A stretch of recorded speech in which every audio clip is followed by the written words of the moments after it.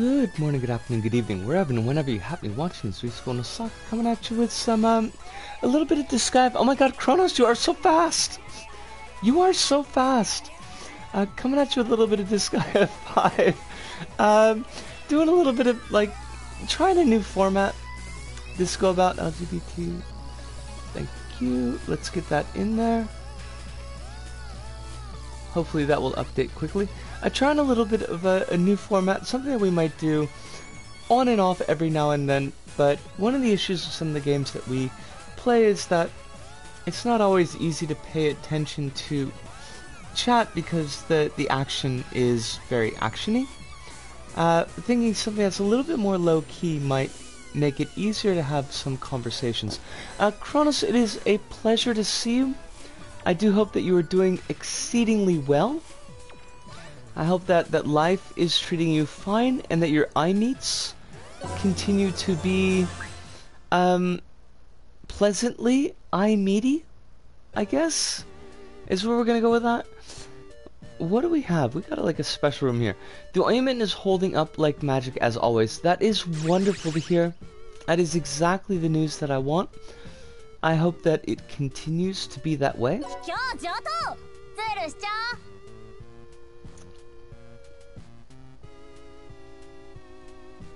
Can we can cheat? I don't know what cheating that we want to do necessarily. Maybe more enemies, because we're kind of grinding out levels. So more enemies sounds like a good idea. Why is my head itch? I don't know. Oh, Sue Hive, how you doing? It is a pleasure to see you as well. I hope that life is treating you with kindness. I know that you had that interview / job application that was kind of off. Gonna be a bit late to fully participating. No worries, Hive, take your time. Yeah. Go back to the item world. Get yourself some carrots. I don't want to I don't want to break into big conversation until we get at least a couple of more folks in here, because there's people's opinions and ideas that I kind of want to bounce off of. So don't worry if it's going to take you a little bit of time. I think the early stages here are just going to be, you know, like just kind of a bit smooth. We've gotten invaded by the Lost, but really not so many. And I don't know what the Gale Force wins thing is gonna mean. Probably not much. This Thomas guy, he seems like he's not any kind of big thing. And Malcolm, I mean, level 52 is, you know, it's a little bit, but I think we can handle this. Thomas, what are you weak against? Fire? Wind? Oh, we got that. Like, we are on that. I bring out my girl, Misko, who is me. Because that is me. Because of course I made a self-insert character. How could I not? What madness would it be if I did not have a self-insert character? I'm doing a bit of on and off leveling up of monsters and the humanoid character types. I don't know why, because like monsters are always kind of jank, but I still go for it just to try. Mega Wind, you are gonna die, and it will be the lovely. Your death will be the lovely. Well, we're gonna get. We'll get Not Your Nurse and Xenotype X. I think they should be able to handle those folks. Xenotype X is called a Chimera, but it's not really a Chimera, it's more of like a pharaonic type of character. It looks neat. That's kind of the problem with the monster designs in Disgaea in general, is that they look neat, but they're actually kind of Garbo. They're a little bit Greta Garbo. Satsumi the Bold, you get out here. Now, there's no like multi-spot for the samurai, unfortunately. So we're gonna break out Lump of... No, not there. Don't be foolish. Lump of Fun, you need to be right up next to them because you're gonna magic change. And Myrtleize? I think we're gonna go with Myrtleize everything. Now we actually can do some of the top tier samurai moves because I finally have enough SP to do them. But I'm trying to use the monster moves as much as possible. Who is weak? Level 39, 40, 40, 43. Alright, well, we'll do Christo here. What can you do for us, Christo? Because I don't think we have a spear for you. Bouncing back between stream and coloring at the moment. Kronos, no worries at all. You do your coloring. I'll put up a big flag, a big like siren when we're like gonna actually talk. Right now we're just kind of duping around because that's kind of a couple of things at the same time. And there's no worries about that.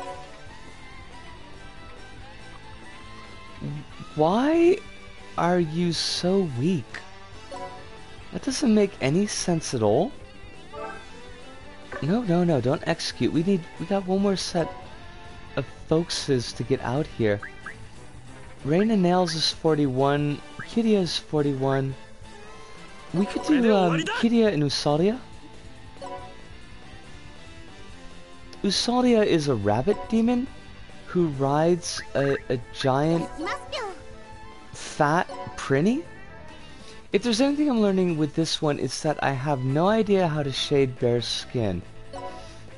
Oh, that's kind of a problem.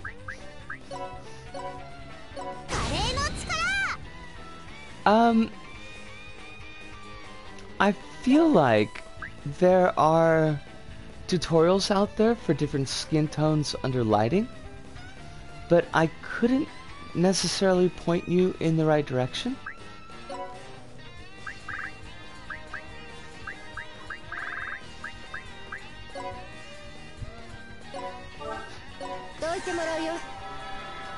Mega Wind! Because we're Mega. I should have definitely... Buttons! How are you doing, yo?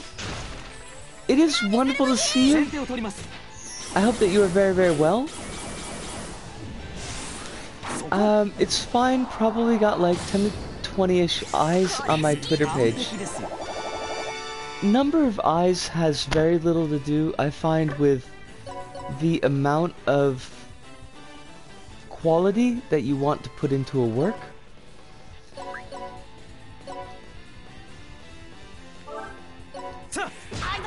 Biff! I haven't colored anything in yonks. Probably not since childhood, so it's a bit of a thing. I'm alright. Sleep was rough last night, but otherwise good. How is everybody? Well, Kronos' eye meats are doing better. The ointment is having its effect, which is great. I am, I guess, roughly as well as I ever am. I have good moments and I have bad moments, but today was, for the most part, a relatively good day. I had home-cooked food for the first time in like 2 weeks. And that was nice. The sauce turned out very deliciously. I guess, like the Vivitch, I have decided to live deliciously. I don't know if that's actually a line in the Vivitch or if that is just a meme, but I'm pleased with my sauce. I really, honestly, I could have been doing this for the last 2 weeks. I had the money to buy ingredients, and honestly speaking, it's cheaper for me to eat at home than it is for me to eat garbage, but it's very easy to get out of the habit of cooking. Even when you're cooking, or maybe especially when your cooking is like a once a week thing, and then you're heating up the remainder for the rest of the week. And I kind of was just eating trash for a while, and yesterday I was like, well, I can't keep doing this, because it's not good, you know, for my body. And I got all my ingredients, I made up a nice big pot of sauce, and it's pretty good. I gotta say, like, I don't want to brag, but you make the same dish, basically 10 years, and you start to get good at it out of kind of self-defense. Dost thou wish to live deliciously? I mean, kinda? I don't really know what it would entail for me to live deliciously, but, you know, I want the delicious life. I hunger for joy. We're gonna go with that. I hunger for joy. I heard that joy is delicious.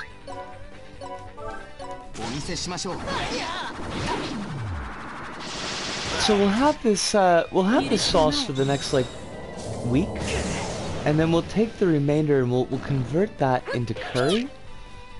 And I'm actually a little bit more proud of my curry than I am of the sauce. But seeing as the sauce is like a fairly beefy ingredient of the curry, I guess I can be happy with both of them.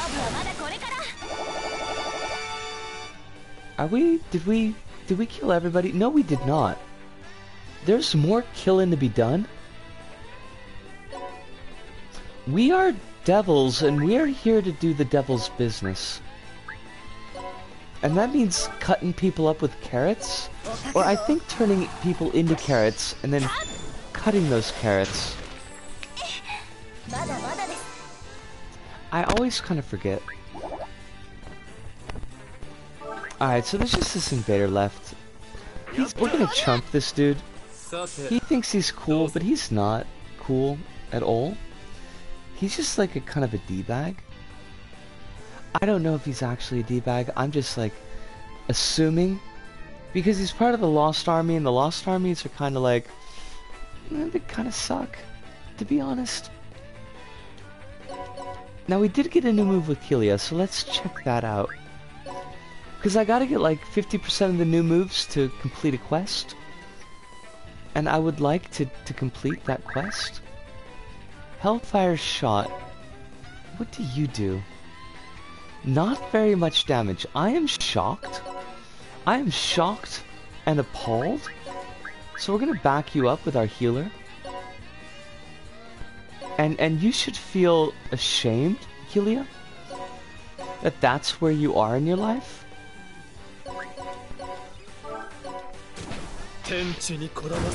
But I bet it'll look nice.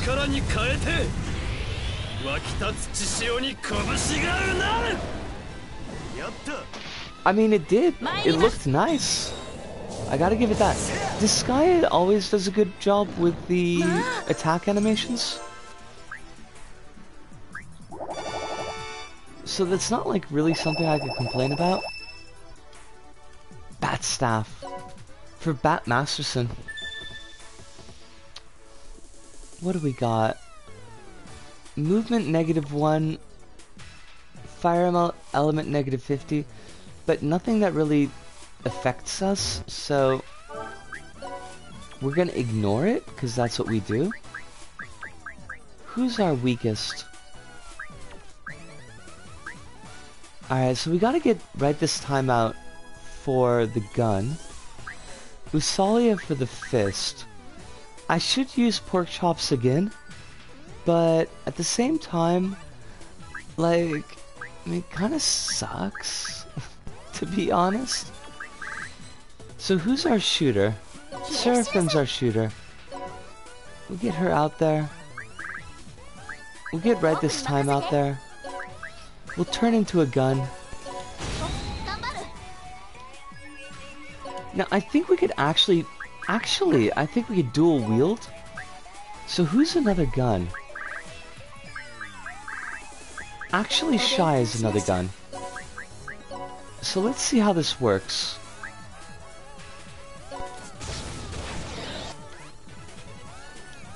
So what does that do? Do we get both sets? We do get both sets of... Huh. That's interesting. That's a thing that I like. Who... Ersatz Meowth, so we need a bow wielder. So we'll bring you out here. Crystal. Magic change your ass up. Plink away at that dude. And where else are we going? Zero can... I mean, I guess we could use Risco again. And who is the sword that she needs?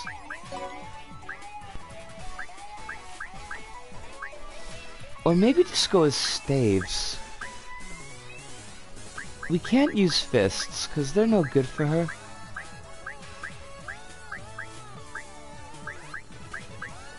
I don't know. Drumdawn, I guess? He's neat, at least. He's a two-headed dragon. Not as cool as a three-headed dragon, but, you know, still pretty cool. He's got a scissors attack.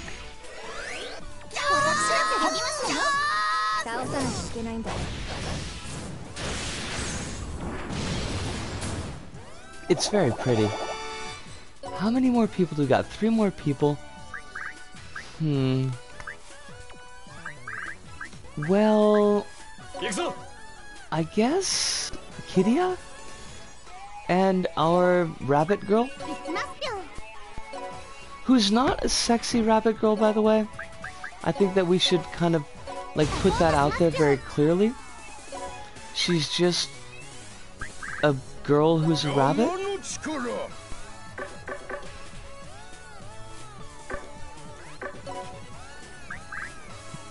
Wow. Where are you? Barely legal.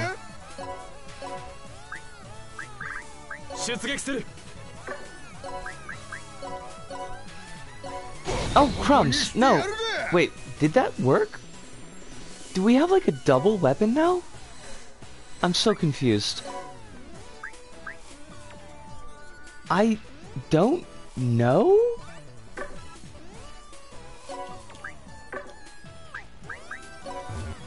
I feel like we did something that I didn't expect to do.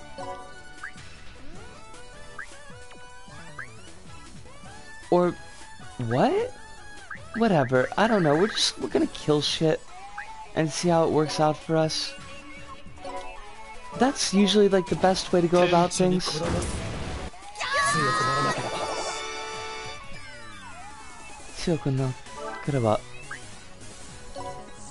Wait,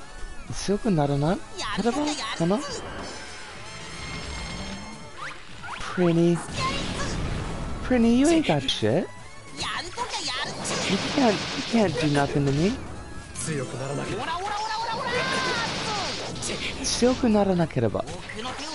We must become stronger. And honestly, that's like probably true.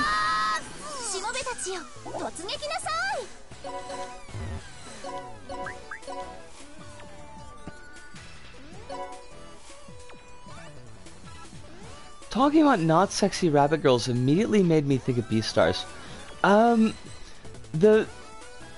the main, like, rabbit girl in Beastars is, like, aggressively not sexy, and I kind of appreciate that. Or maybe it's just my read because she reads extremely young. Now, I only watched Beastars up to episode 5, and I know that there is some... like, her character arc deals with sex.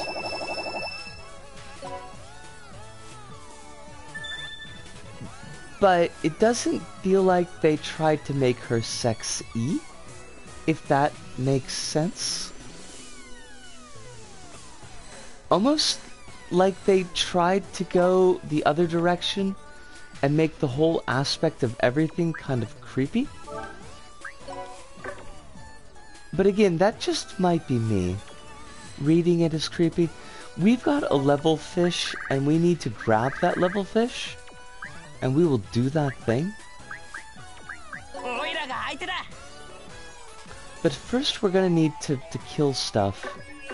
That's important. The killing is important. So who is... You're 33.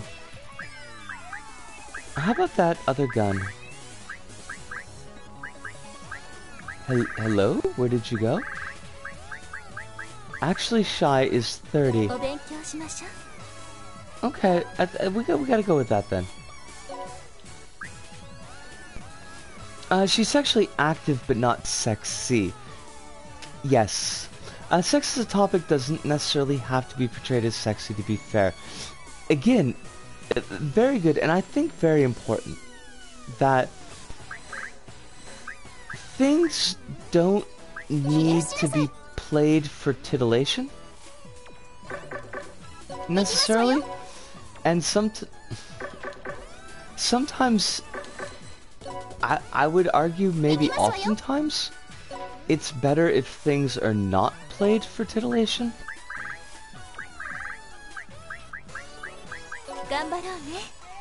Now, she says this while playing Disgaea 5,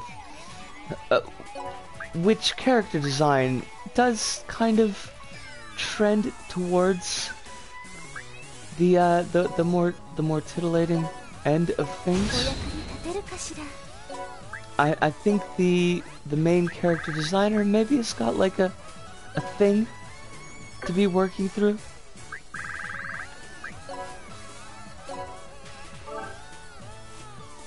Honestly, a good example of what of that is Short Bus, where they open with a bunch of explicit sex scenes designed to be unsexy, and as the plot moves forward, there's less and less sex and more intimacy between the characters. I feel like I've heard the name Short Bus, but I'm not familiar with the series itself. Is it something that you would recommend? I mean, it seems like what you've said so far is positive, but it got a lot of buzz for featuring real sex in the film. Huh. Okay. But hopefully not as creepy as Brown Bunny. Because I think that was another film that got kind of buzzed for having, like, actual factual sex, but was really kind of just gross. It's pretty good in my opinion. Alright, I will then try to keep that in mind. No, I'm not going to try to keep that in mind. I'm actually going to write it down, because otherwise I will forget Short Bus. I'm going to guess here, particularly considering your follow-up there, that there's some iffy handling of mental illness, and mental illness seems to be something that very few pieces of media handle well.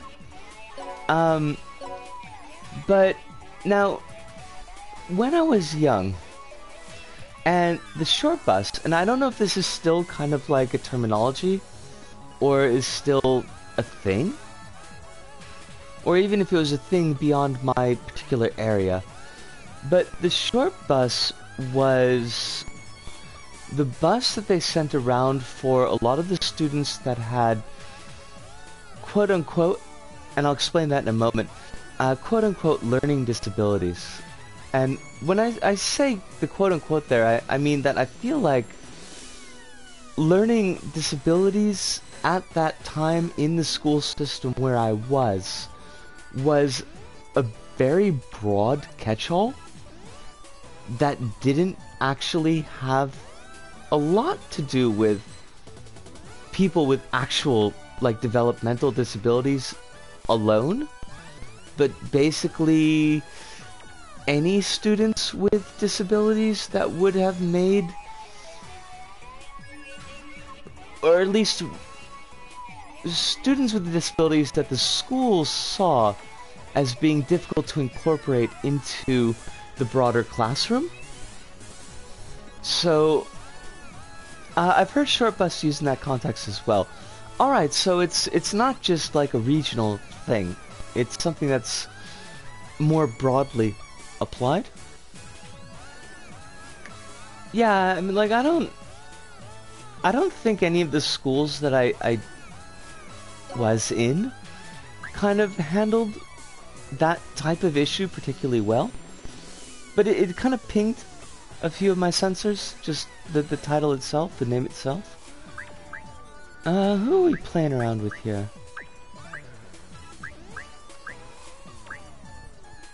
I guess we'll go Christo. Put you here. We'll just kill everything with a cat. That seems appropriate. I think using the cat to deal death.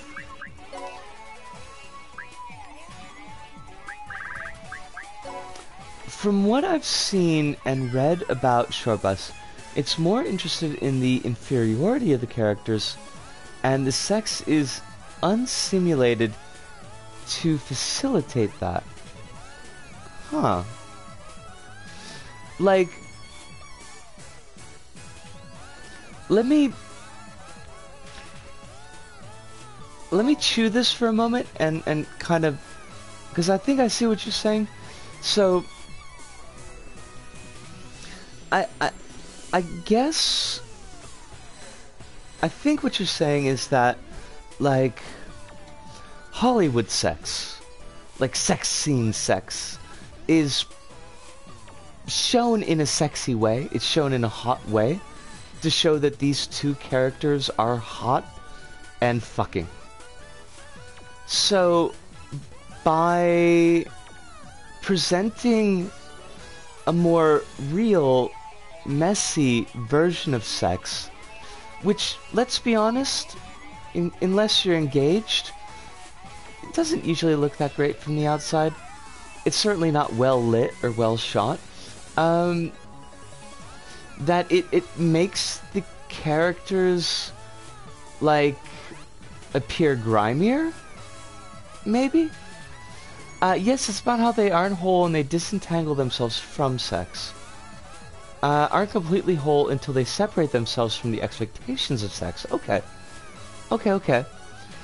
People more versed in film and history than me also mention things about it being a rather post-9/11 movie as well. Oh, that's interesting. I think the piece is done. Show us the piece, Kronos. I would be delighted to see this piece. I mean, I'm looking at it and it seems done, but I'm not quite sure. That's a, like, it's a feeling I understand.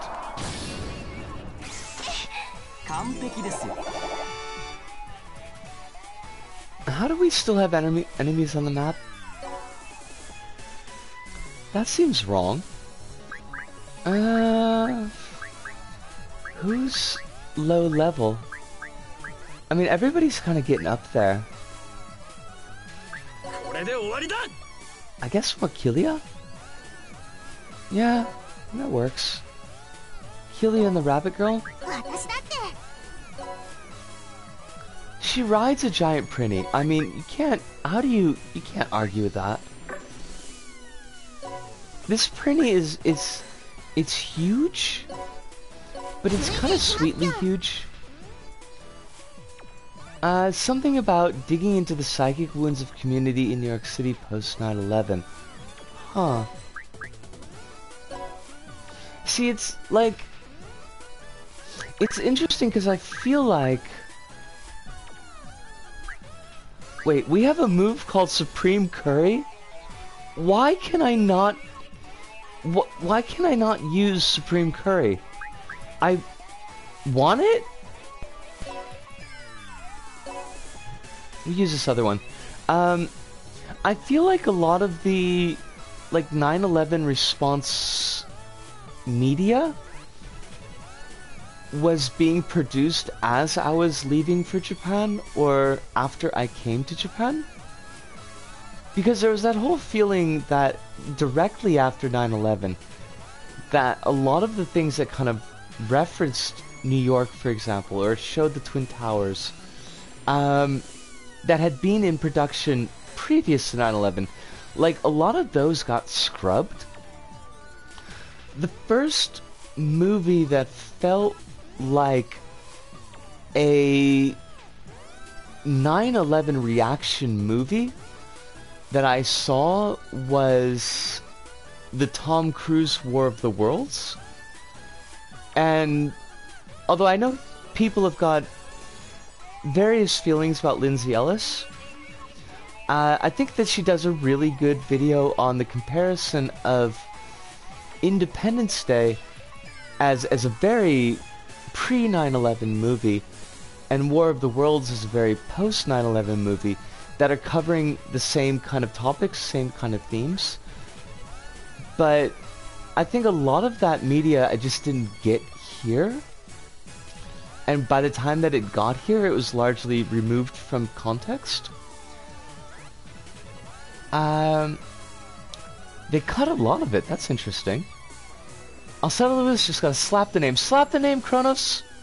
Put your mark on it. Be proud and bold in what you're doing. It's an interesting movie in that it also, for budgetary reasons, makes an interesting stylistic choice of having establishing shots depicted by a cardboard facsimile of New York City. Huh.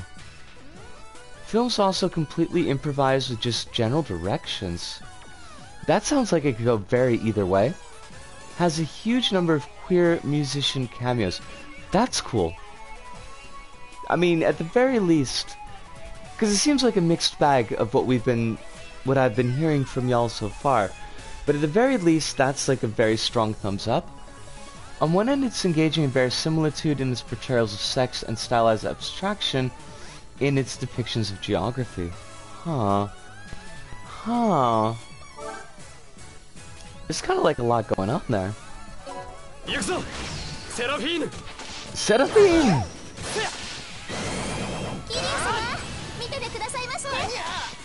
That's the first time I've seen that attack, and it was actually pretty cool. I don't know why it happened, but I'll 100% take it. And, I mean, do I use myself? Or do I go with a lower level character?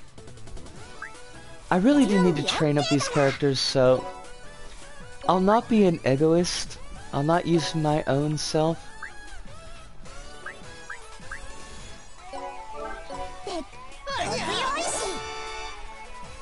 That's everybody that we got. Okay. For what it's worth, the film is directed by the person behind Hedwig and the Angry Inch. I've heard good things about that one, Hive. It's not one that I've seen, but at least, like, it's known to me, if that makes sense. There's a scene with a bunch of queer women trying to explain what an orgasm is like, and it was really cool afterwards to learn it was all improvised responses because it felt super genuine in the film. Huh. Alright. Like, it... As far as, like, type of film, I don't know that it sounds my style, but it does sound pretty cool. And I appreciate pretty cool, so I'm gonna have to make... I did write it down, short bus. I'm gonna have to make a more concerted effort to actually see if I can find this around here.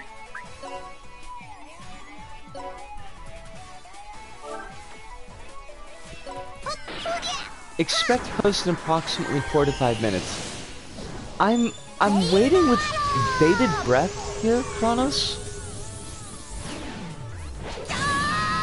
It's interesting because wait, who is alive? Who did we leave alive? Oh, for Pete's sake, just kill that thing. We forgot all about this cat. Oh, wait, we got a new move. Giant body slam. I need to check this out. Hurrah!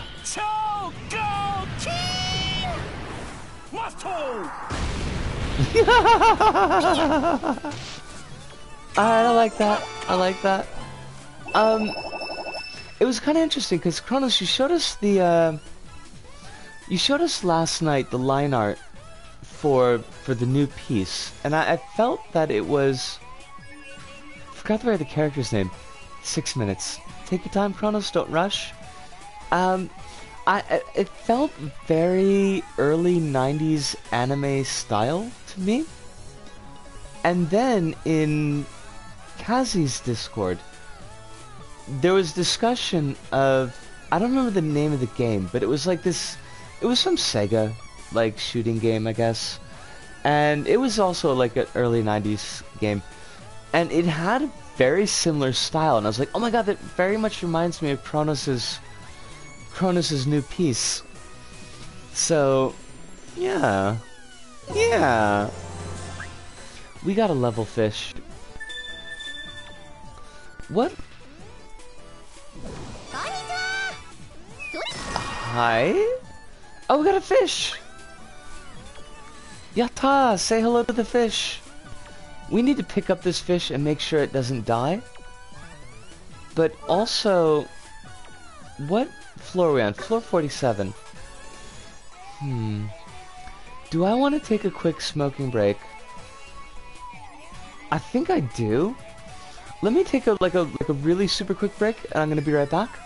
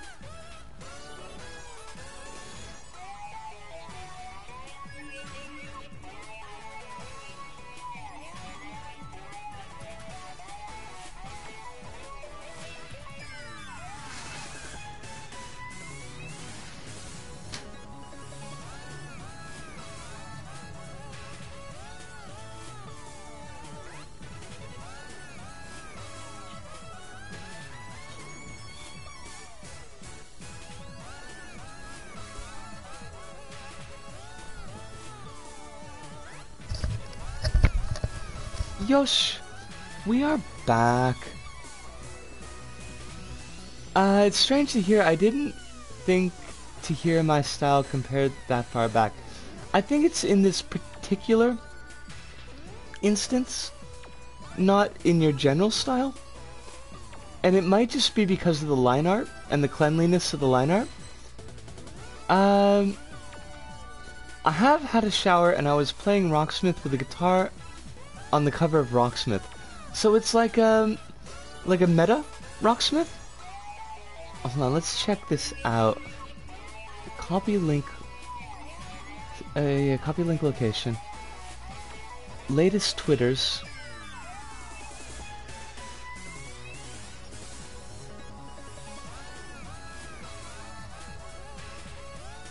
Oh, I like it! Kronos, I like it!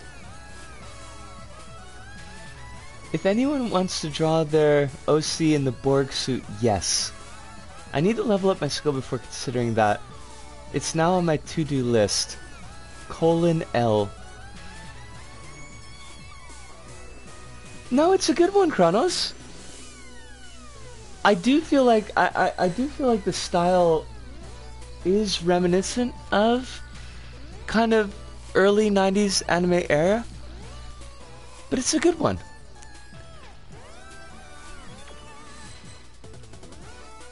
I don't quite draw her enough, which is funny because I designed her after all. I mean, I don't do, I've never done like consistent drawing and drawing characters, but I do kind of know the feeling of making characters and then not getting back to them, because that was kind of a consistent issue with roughly 50 Minutes Fresh, that we ended up with a character set that was kind of too large to actually handle at times. I feel like there were a number of characters that kind of got screwed over because of that. Okay, so we can at least kill most everything. I don't know why we keep on getting doot noises. We're not doing anything that should produce doots. No, really, that's like bizarre. Why are we getting those noises? It's like the game is happening.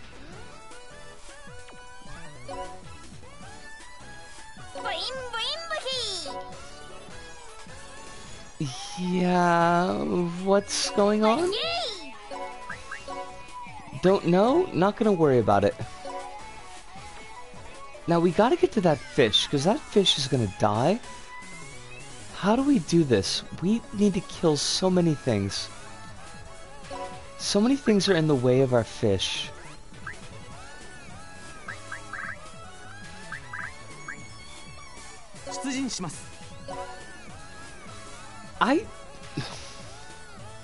I really have the feeling that this controller is starting to go downhill. And that worries me, because I kind of, you know, need it. It's the only one I got left.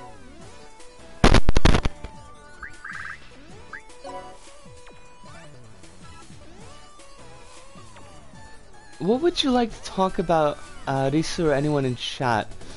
Actually, like, there's a short story that I do want to talk about, but I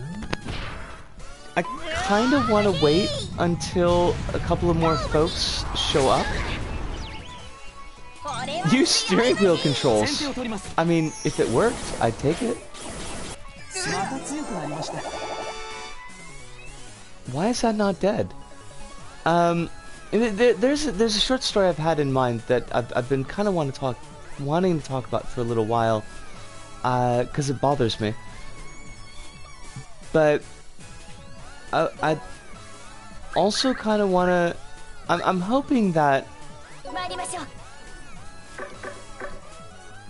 a couple of folks like rabbits would show up, because I'd like to get their input on it as well. So I'm gonna hold off just like a wee bit No, also, give me 1 second, because my microphone is getting really weird here.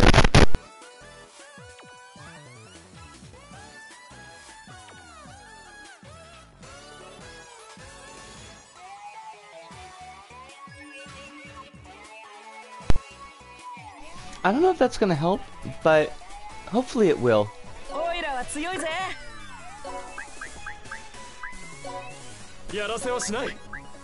At least I'm not getting the crackle that I had a little bit ago. Give me the fish. I need that fish. How about you, Hive? Is there anything that you would like to talk about at the moment? I know that there are things going on in Australia at the Mo that are not what I would call cool. Although, I mean, I do realize that my definition of cool is maybe a little bit different than a lot of people's, but even still. I like my cat. I like your cat as well. Both the cats that you've shown on and off and periodically seem like utter and absolute sweethearts. And I hope that these cats are doing well. They are filled with the love of life, because I can't remember how to pronounce that in French, even though I do know the actual phrase.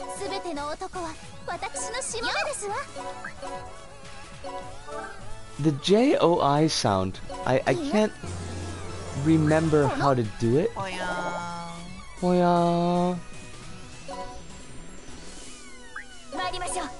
The fish, it mocks me. I will have you, fish. You will be mine. But your way out of lying? Also, if I remember correctly, that there's a bitch slap rapping and a cocaine tongue, but we get nothing done. But you will be mine.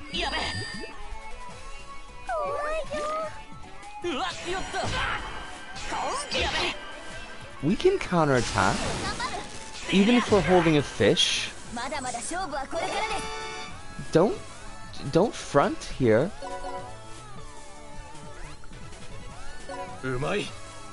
Now, can I do... So why... This says that it's a combo with the bunny girl. But... why can't I do it? Do I need to be close? Maybe we have to be next to each other. Oh, yes! Supreme Curry! What does that do? I don't know what that does. Is it good? Maybe it's good. I don't know. Now we also have Explosive Elegance. My cat is a black cat, so she's often invisible. Black cats have that power?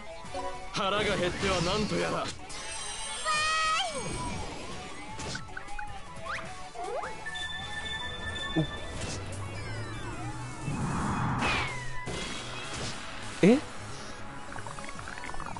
Eh?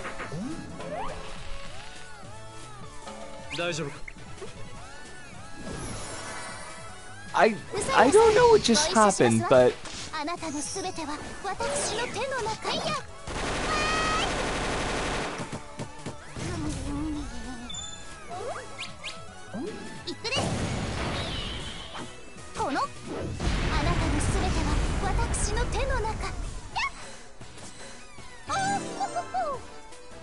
Okay. I am accepting of that. Whatever the hell just happened, I'm okay with it. We made curry, then we blew up something with our curry-fueled rabbit girl. Now, as far as the story of the game goes, the rabbit girl is under a curse. She will become a hideous hell beast and destroy the universe if she doesn't eat curry every day. Originally this curse was because she hated curry, and like the person who was cursing her thought this would be the worst thing in the world. But the rabbit girl came to love curry, and so now eats curry every day. It's no problem at all. That's why the curry. I mean, it's definitely a thing. See, the evil sows the seeds of its own destruction. When you get right down to it. Like, I've got you. I'll make you eat this food that you hate every day for the rest of your life. Or you'll turn into a hell beast. And then it's like, but I learned how to cook it, and now I think it's great. How you like them apples? Apparently apples are very good in curry. I don't know, I don't really use apples a lot as much as I love them.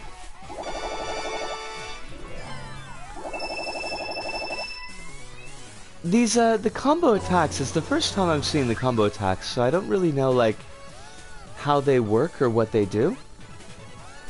Oh, Panda to Panda! It is wonderful to see you. I hope that you're doing very, very well. It feels like it's been a bit of a time since the last time, but I'm really glad to see you. And if it hasn't been a long time since the last time, my memory is junk. Like, it's not great, so it might be that I just forgot. But it is good to see you tonight. It has been a while. I mean, good in the sense that means that my memory has not failed, but also it's a shame that we haven't seen you in a bit. But I hope that life is treating you well. I hope that there are no issues. We're doing a little bit of a low tension, just kind of a chatting around stream tonight. Partially because last night's Doom stream kind of fell apart because my internets decided to die. Panda, you made a very good impression the last time that you dropped in. And, okay, I do forget things. I definitely do forget things, but I do remember you. So, I mean, think a little bit more highly of yourself. I hope. I don't know you well enough to know your basic generalized view of your own personhood, but I do know a lot of folks are kind of like, it's easy to be down on yourself, and I hope that's not the case. Ooh, Neko Navy Dev will be showing off their new game pretty soon. Is it gonna be Neko Marines? Because, you know, that would be a thing. That would be the next upgrade from Neko Navy. Oh, so Arkrat, how are you doing, yo? It's a Krat raid? Oh my god, it's a Krat raid! Oh my god! Mouse, it's good to see you, and Moogle Sue as well. It is a pleasure to see all of y'alls. I hope that life is treating you very nicely. Krat, I was watching your stream earlier today, and you really, you have the look of like Begbie's better angel. Because Begbie, and I should check the actor's name who plays Begbie, but he has this look of kind of scumminess, you know? And you're like on the opposite side, but you share certain facial characteristics with him. I was very struck. Nixfurt, Elephant Time. Oh, because there's a... Hi. Sometimes when I'm looking at the screen on the TV and it just parses the emojis as words. So, that's a thing. Robert Carlyle, thank you so much. And Yeah, I feel kind of bad because I think like Robert Carlyle kind of gets shafted a bit because he was kind of his skis in 28 Weeks Later as well. And I'm sure that he's actually probably a very nice chap. He's probably a very decent guy, but he just gets stuck playing these roles of kind of jagamuffins. It's a whole thing.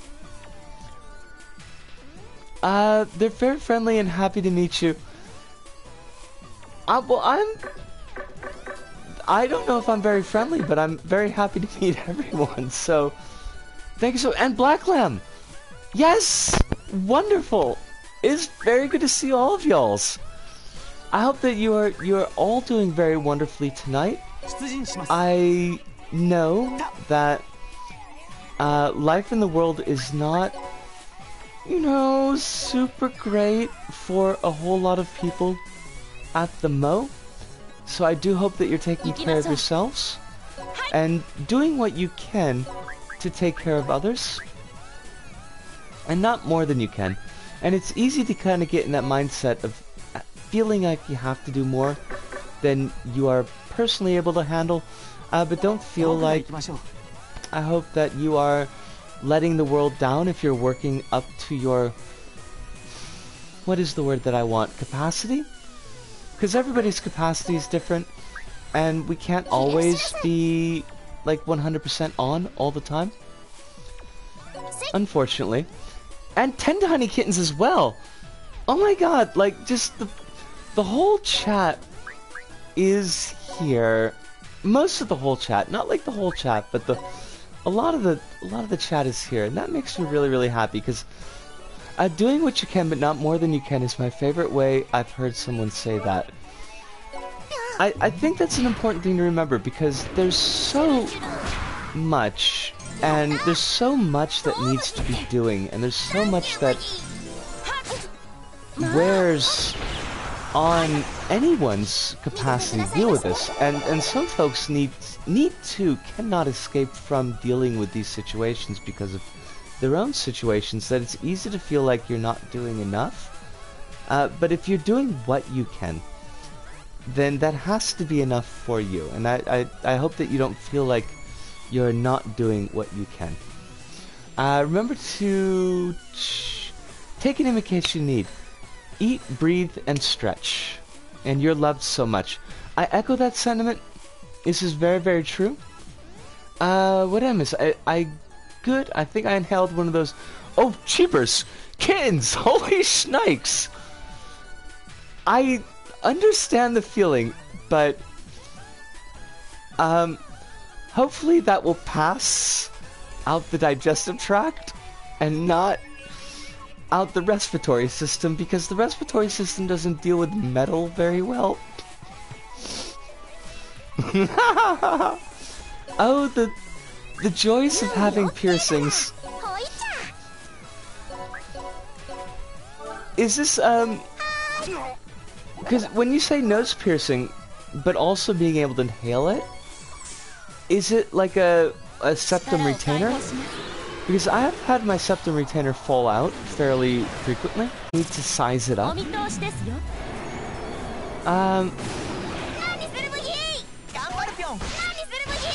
I didn't realize it could happen, so I'm freaked out by that. I mean, nostril piercing. I lost the... Oh! Oh, I could see that. Mouse, generally speaking...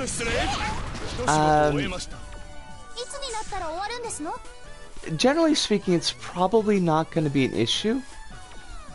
But if you've lost, like, one of the balls that holds the piercing entrapped, it is possible to swallow or to inhale, depending on the size of the ring in question, for example, or the stud if we're talking about a tongue piercing. If you do lose one of the balls, please do take your piercing out so that you don't end up accidentally, best case scenario, losing it as you roll over in your sleep. Worst case scenario, inhaling it. I'll say it's only happened to me once in the decade that I've had facial piercings. I've had piercings come out. I've never actually, like, swallowed a piercing or inhaled a piercing, but I've definitely lost piercings before. And actually, like, the transdermal implants. I lost one of those once because the one of the screw heads came off and it got caught on a piece of metal, and basically the movement of my arm dragged it out of my flesh. It was not fun. And if you are looking for that type of effect, I'm not the dragging out of the flesh effect, but the transdermal effect, I would say like 1-point subdermals are probably a better choice. They don't have the connecting bar to them, so if they do get pulled out, it's less damage to the skin. They do also tend to be a little bit more stable, at least from friends of mine that have had them. Oh, it was not fun, kittens. This was like about 10 years ago, though. No, Jesus. Way more than that. This was probably about like 13 years ago. The problem with, like, it was a forearm piercing, so I don't know, like maybe 4 or 5 inches above the knob of my wrist. And I had them on both arms. I had them on the right and the left. But the problem is that, like, you actually tend to get your arm a lot closer to things than I think that you really realize for just basic daily movement. So the right arm one, because I used it all the time, because I'm right-handed, it's my dominant hand, I would catch it on things a lot, and it really ended up getting to be a problem. It's super vulnerable to location, a super vulnerable location for surface piercings. Yes, yes. Oh my God, mouse. Oh, I'm super okay. This is ages ago, Arcrat. It's super ages ago. Good idea about putting a pencil eraser on the end of the missing ball. Mouse, is this triggery for you? Because if it is, we can totally drop it. I really don't want to make you feel uncomfortable in any situation, but particularly not in my chat. Uncomfortability in my chats? Less likely than you think, actually, but we can set that particular thread of conversation aside for a moment if it's something that's a thing. I just woke up, I wasn't quite ready at all. That's fair. That's 100% fair. I'm mostly being dramatic. Okay. And also, I mean, dramaticism is not necessarily a bad thing. I want to make sure that folks are okay, basically speaking. Just waking up and kind of like rolling over into something that you didn't expect is dramatique. Like, that's a feeling I really, really dig well, because I'm 12 to 13 hours off from the East Coast of the United States, so a lot of things happen in my sleep, and then I'll wake up and check Twitter, and it'll be like, oh my God, what the fuck? The world just kind of set itself on fire while I was sleeping. Isn't that great? It's way more common than I would like. What are we even doing? I don't know. There's no way we're gonna kill that lady in one hit. Okay, you've got a good throw range.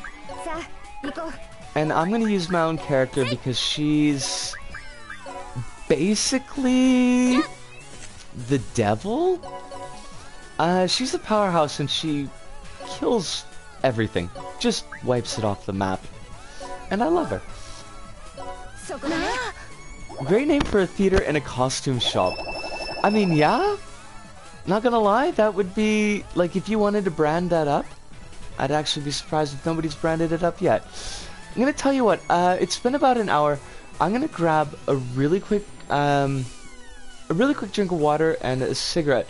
And we're gonna come back, and because we got, like, a pretty good kind of clump of people in chat, I want to kind of open up a topic that I've been thinking about for a bit, a short story that I've wanted to unpack. And we're gonna see. I want to see what folks think about this, but I don't mean to leave you like on a cliffhanger or nothing. But I do want to get my thoughts in order before I really delve into this. So, give me a sec. I'm gonna be back in 5 minutes. Don't set anything on fire, and we'll be back.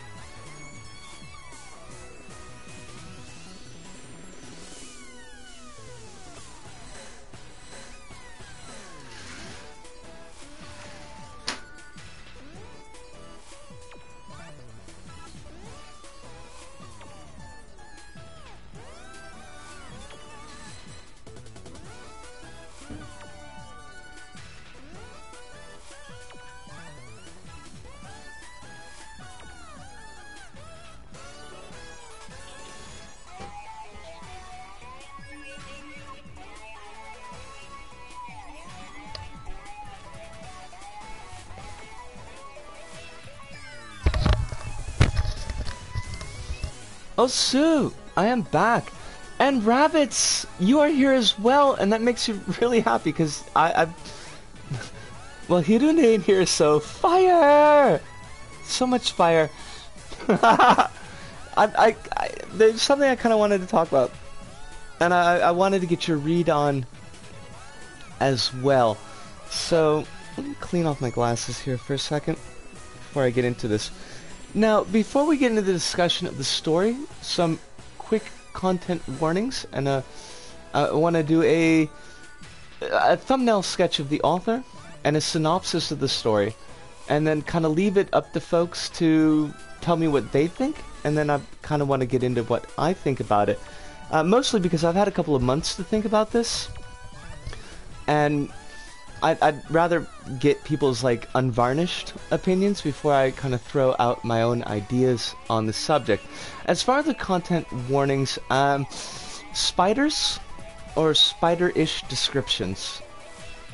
So if you've got an issue with that, that's something to keep in mind. Also, not exactly, but mappable to homophobia and transphobia. So I'll keep the descriptions of those things as short and as non-graphic as possible. Although the story itself is not like super graphic, but just to know that those two things will probably come up, will come up, not probably, within the context of the story that we're going to discuss here. As far as a thumbnail sketch of the author's name is Greg Stolze. He is someone who has been active in the tabletop RPG community and publishing side of things since the mid to late 90s. Worked on Unknown Armies, did work for White Wolf, was one of the main writers for Unknown Armies, was one of the main writers for the update of Delta Green, has done short story work for Delta Green in Alien Intelligences and Dark Theaters, as well as novella work for Unknown Armies, produces his own short stories, produces his own games, and as far as I can tell from following him on Twitter, seems like pretty much a decent person. Like, the things that he tweets and the things that he likes and retweets seem to dovetail. It's not like someone who is saying one thing and then liking and retweeting another thing. He seems like basically a decent guy. For whatever context that it helps with, he's cis, het, and white, and probably relatively middle class. Definitely not like super wealthy, but I don't think came from a background of poverty either. So that's Greg Stolze. I actually met him. I have no memory of meeting him, but I think it probably happened because he came to Gen Con, and Gen Con was in Milwaukee a lot. And I went to Gen Con when it was in Milwaukee, so there's a pretty good chance that we met. Tabletop industry, I'm scared already. Tabletop industry, but not like WotC level tabletop. Much smaller publishing companies. Games like Delta Green and Unknown Armies definitely got a lot of industry praise, and for their time period were very, very well known. But they weren't biggies. Like, if I was thinking of trying to do a rough ranking of the tabletop industry in the 90s, you'd have like D&D at the top, and I think that was around the time that D&D got bought by Wizards of the Coast, but I'm not 100% sure. Like White Wolf, and then Steve Jackson Games, and then like kind of a relatively vast underclass of indie darlings, and Pagan Press that did Delta Green, and Atlas that did Unknown Armies would have been kind of in that indie darlings range, but relatively established, but like he's not like a Mike Merle's problem character, He's not somebody who's big. Mid-range at best. So anyways, he does short story books as well. And I picked up a short story book of his, I want to say back in January, called The Sky is Full of Ghosts. And I liked it, for the most part. I was reading through it. It had a couple of stories that were similar to Delta Green, but like with the serial numbers fouled off, and I thought those were pretty cool. It had a couple of humorous stories. It had one or two stories that were a little bit disturbing because they touched on things that bothered me specifically, but weren't bad stories themselves. And then we come to the story that I want to talk about, which is one day there were spider mouths. So the spiders are kind of front-ended here. Basically, the story starts as we have a kind of mid-range action movie actor who's been moving into more respectable film roles, calls a press conference.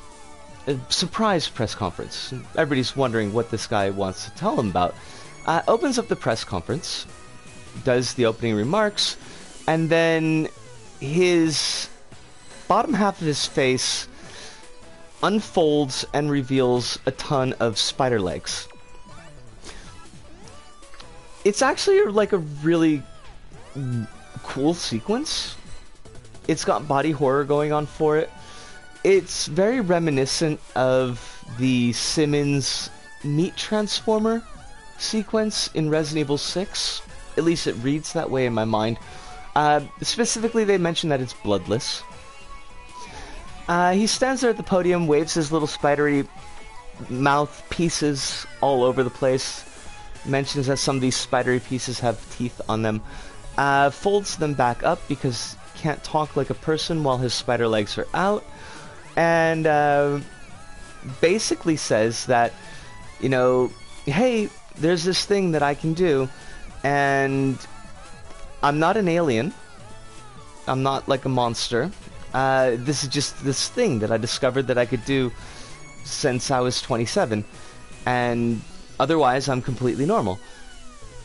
And they ask him, like, well, why are you telling us about this now? And he says, well, there are more of us in the world. Now, the story from that point progresses. It's like a reportage. So he's not in my block list. Probably not. Like, I don't... Stolze doesn't seem like somebody that would come up in those... that types of block lists. He really does seem to me to be a decent guy. And I think he is what he is superficially. Sounds like a really explicit Twilight Zone episode. Well, that's the thing. So, let me move on. So the story from that point is kind of a vignette-style story that follows a number of different people as we kind of learn about how the world, and particularly the United States, is kind of dealing with this fact. And the fact that, okay, people who can do the spider mouth thing exist. They are undetectable by medical science. Like, even through x-rays and autopsies, there's no way to detect these people. But they are about. There are people out there that can do this thing. And, like, as it goes further, and we learn about, like, people who have decided, because this guy, in a very public sense, outed himself as having a spider mouth, that other people kind of come forward and say, like, we've got the spider mouth thing going on too, and like how the nation reacts to that. And there's like people who lose their jobs, and there is bullying that's going on. There are people who are killed because of this, or at least are killed and then claimed because they have the spider mouth. Because again, that, like, we can't confirm that there is any spider mouth going on either pre-mortem or post-mortem. It's only confirmable if the person shows you know, they actually spider out, and they let their little legs go everywhere. And so, like, we follow this story as it progresses, and from different character points of view. People who are Spider-Mouth characters, and people who are not Spider-Mouth characters. And then we kind of get to the end of the story, and there's a Spider-Mouth convention. And it's a site of a terrorist attack, and like 100 people die. A bomb is let off in this convention, and then the story basically ends. That's it. So well, let me just, before I get into the I think what, I want to know, just based on what I told you, like, what are you thinking?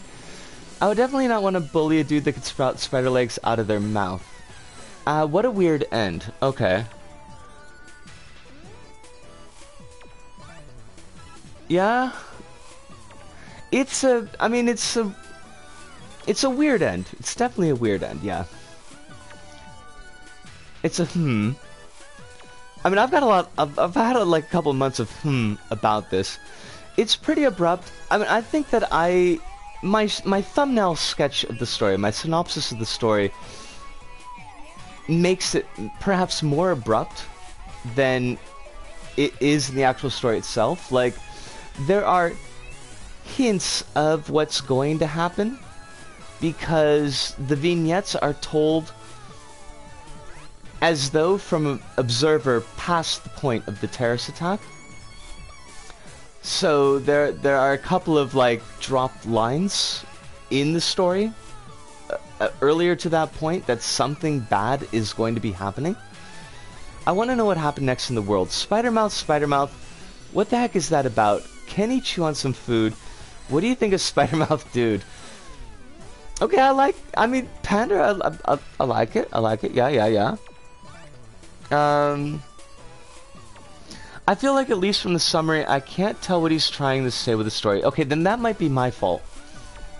Because I feel like there's a clear parallel that he's going for, and that he's actually kind of set up in some of the ways that the story has been told up to that point.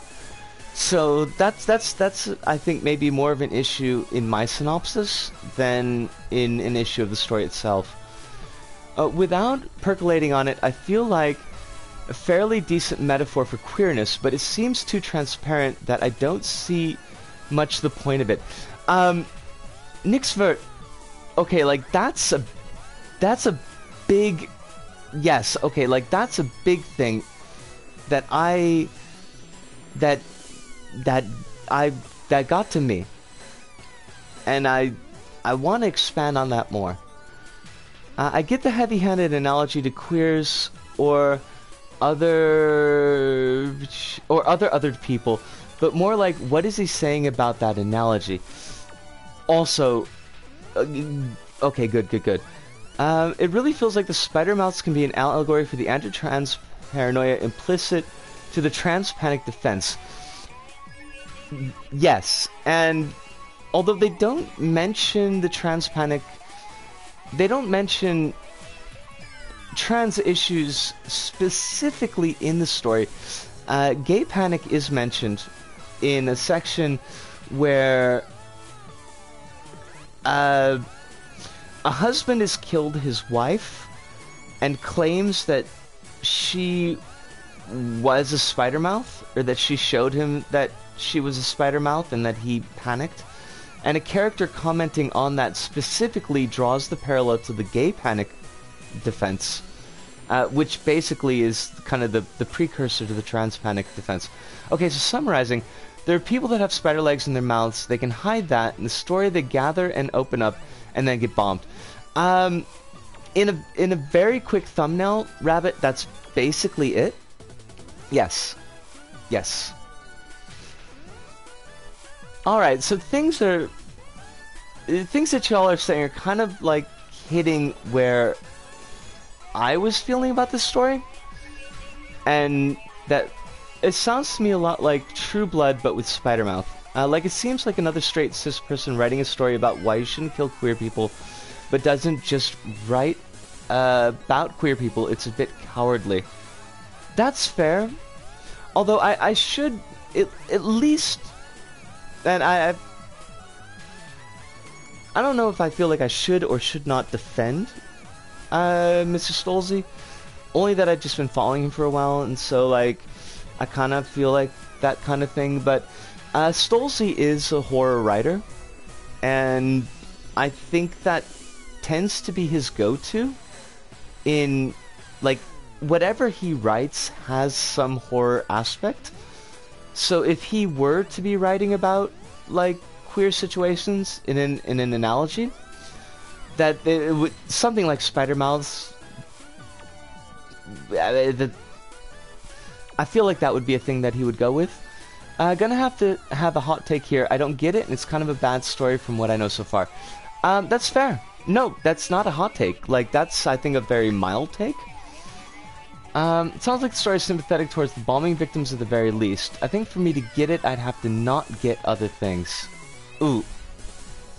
Good and fair. So, like, here's my...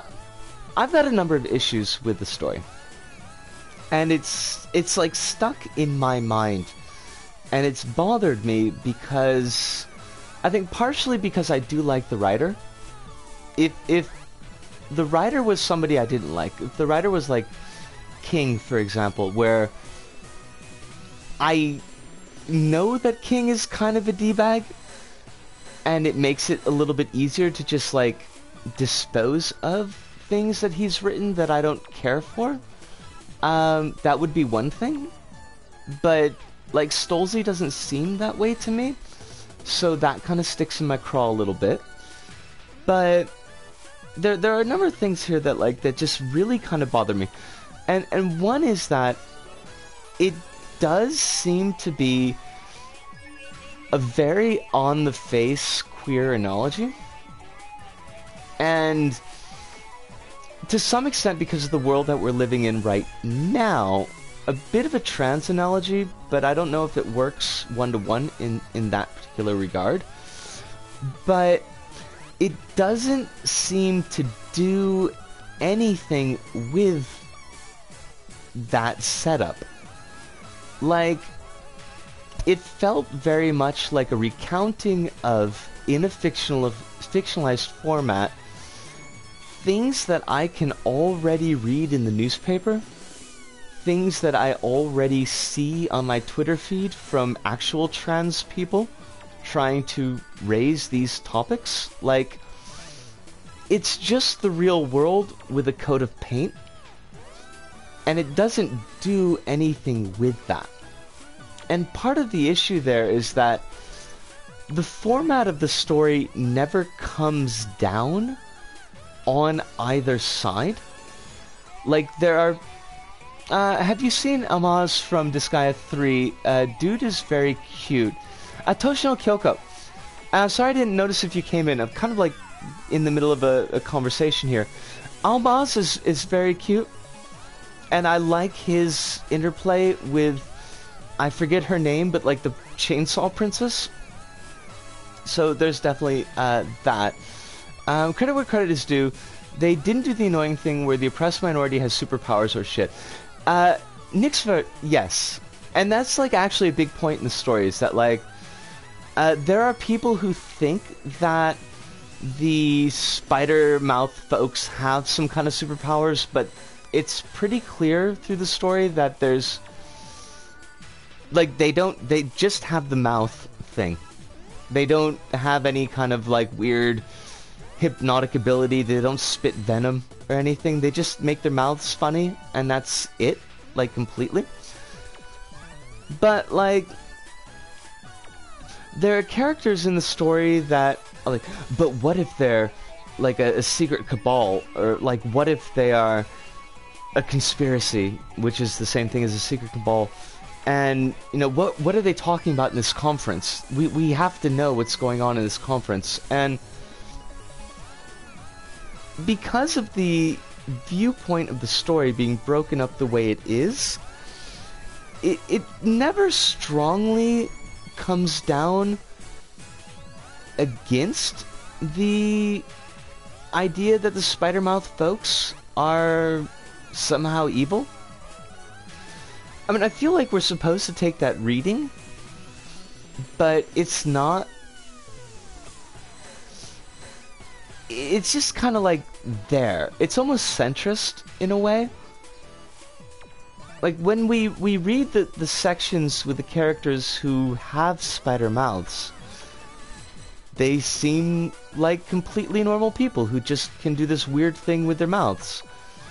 And then when we see the sections with the folks who are like really anti-spider mouths, and well, frankly, they seem like MAGA folks, but there's not like a clear, these folks are wrong, or the spider mouth folks are just folks. It's kind of this overview, not taking a strong stand, and that bothered me as well. I guess like it sounds like a lot of stories I saw that point. They end up just making suffering porn, and that like Buttons, that's kind of like was a thing for it for me. Was like, why are you showing me this?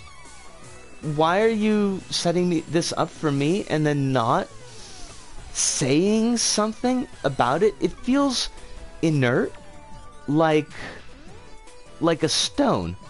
Like, it's a thing that's there. Also, Des, on my way back home, stopping by before I head in to do lunch. It is so good to see you, Des. I know it's been a while. We've been doing, oh, the character designs are beautiful. Disgaea's got wonderful character designs. We kind of like, we're in the middle of a discussion about a bit of a story, and that's why I've left it on the screen like this. Sorry about that. But it is so good to see you, and I hope that you're doing really, really well. And I hope that your family's doing really well. That the kiddos are not, you know, kind of being super rambunctious, as it were. It occurs to me that claims that Spider-Mouth people might have a cabal has very anti-Semitic tones too. That's, you know what, Pander? That's interesting because, to me, and it might have just been like because of my own situation and like dealing with my own transness and learning about all these things and seeing that the world is pretty crap towards trans people. My very, very initial read of it, like my very first reaction was that it was the spider mouths are supposed to represent trans people. But I think that you could do a reading as well that, you know, with this conspiracy angle that's in the story, that it very easily could be read in an anti-Semitic way as well. I hadn't considered that, but that's like there. That's definitely there. A big part of the bias against gay trans folks based on disgust reaction, and so swapping out queer people with horror bodies isn't really subversive if you don't go out of your way to humanitize the monster specifically and primarily. Buttons! Because that was another issue that I had with the story, is that, like,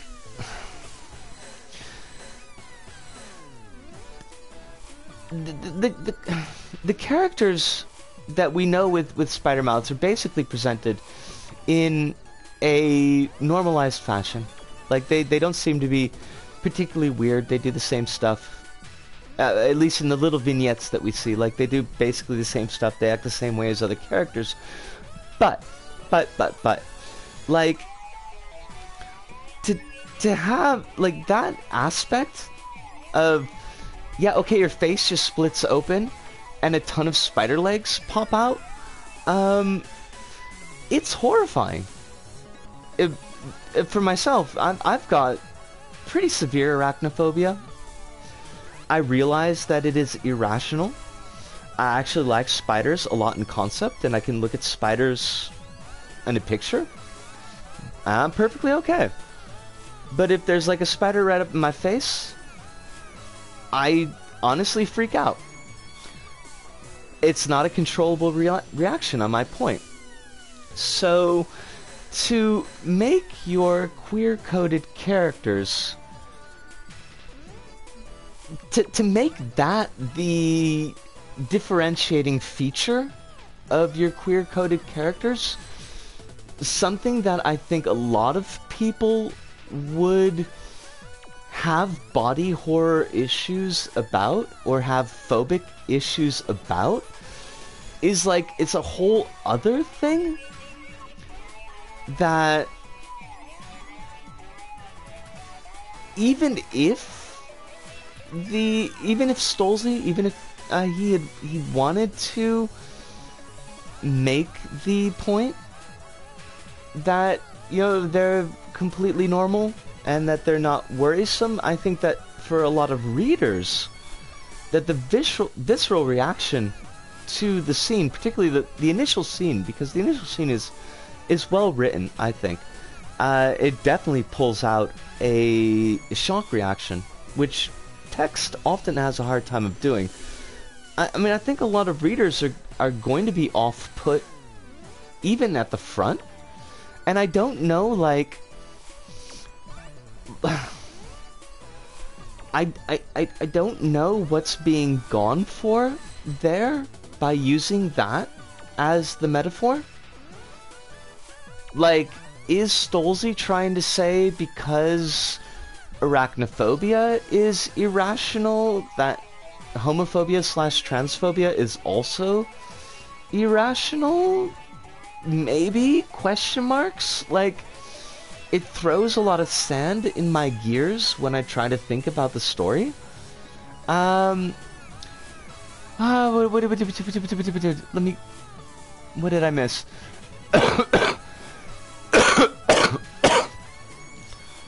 Another thing just hit me. Like, the whole thing about Spider-Mouth people being basically invisible doesn't actually make for very good analogy, because queer people living their lives to the fullest without hurting anybody are actually very visible. Excellent point. Like, that's a very, very good point. I'd be 100% freaked out by Spider-Mouths for a lot of reasons. Just the transformation would ruin me. Yes! Like, cis straight people like to hold up model gays who are indistinguishable from straight people are something to aspire to, but being weird and gender fucky and ostentatious is good. Yes! Okay, that dropped the coin for me, Buttons. I didn't even consider that cishet folks think of queer people as disgusting because I'm so surrounded by other queer people. The story is very focused on the whole thing of, even if you think it's gross what they do, you should still treat them as people, which is common for cis straights writing about queer oppression. I'm nearly home, so gotta go. Gonna make avocado toast with plum tomatoes. Enjoy your avocado toast with plum tomatoes. You millennial! You lovely millennial. Got the gist of it all. Short drop by from me. Keep safe. Des, keep wonderfully safe. Please, keep wonderfully safe. When queer people write, you get a lot more stuff about, to extend the analogy, going full Spider-Mouth because it's great. And honestly, non-Spider-Mouth people should maybe go a little Spider-Mouth if they'd like. That's something that I didn't catch in the synopsis, Nixfert. There are, like, a couple of sections, although again, like, I feel like they're ham-fisted.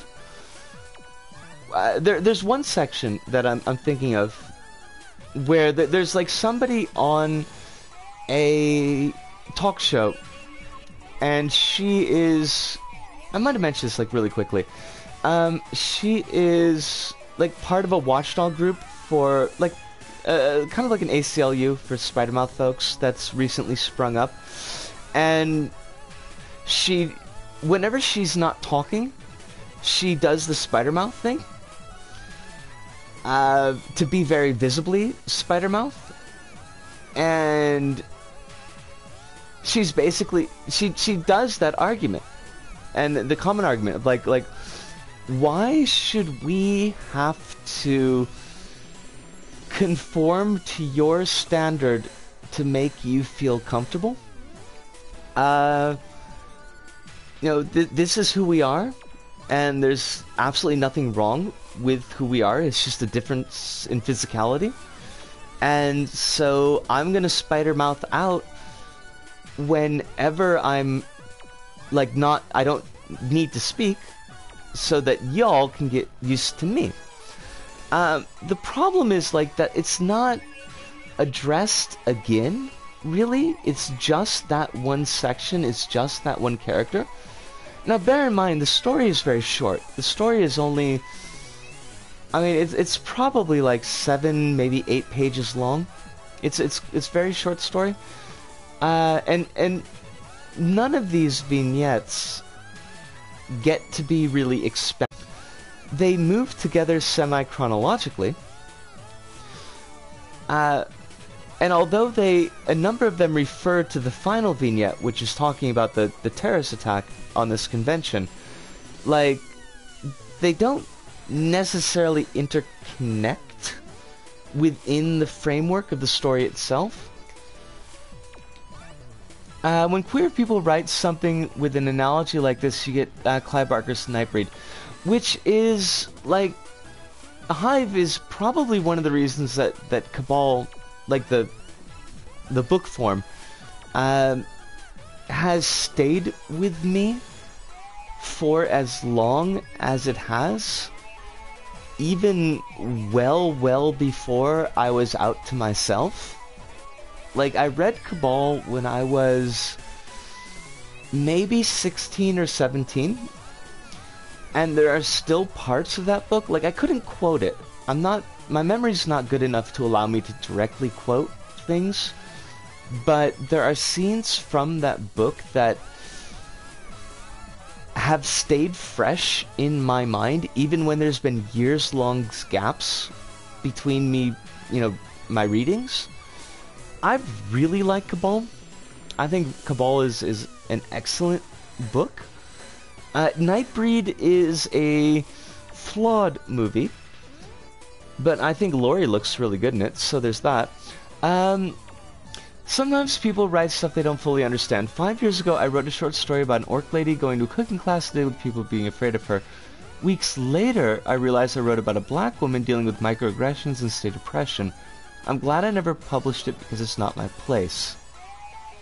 It still leaves the analogy with the little caveat that monkey mouth people cannot ever do what spider mouth people can, and I don't get the impression that hiding your spider mouth is as harmful as hiding your sexuality or gender is. And I kind of want to, Nixford, I don't think you're wrong, but I kind of want to jump down to what Rabbit said beneath you. We interpreted it decently, I feel. Now, what does the story tell the reader? What's the call to action? To be quite honest, I think there's no call to action to the reader. The reader can wallow in their pleasantness and do nothing else. And that's what I meant earlier on when I said, and one of the big things that bothered me about this story, Rabbit, is that it feels inert. It doesn't feel like there's any call to action in the story. It feels like it's just a buffed up version of what's happening right now with a spider mask on it, and that it's not ultimately doing anything. And I almost feel like that's what hurt the worst when I read it. Like, that you took this thing,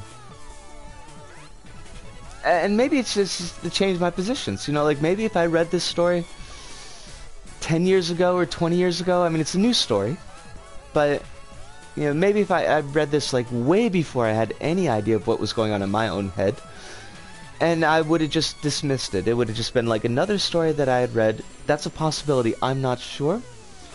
But reading it now, it's like, it feels very much like you're taking this thing that's important not only to me, but to a lot of people, and important in a way that is not just important, but is life and death important for some people. and you do nothing with it. You just, like, you just put it there. Like a diorama. You're not saying, you know, that this should be a call to arms, that we should rally behind our Spider-Mouth folks and make sure that they have the lives that they deserve. Thankfully, at the very least, it's not doing the opposite. It's not calling for we should eradicate these Spider-Mouth people because they're disgusting and gross. Because there are like a lot of genre authors that kind of get into that area. I don't think Stolze's that kind of person, and that's another point that bothers me.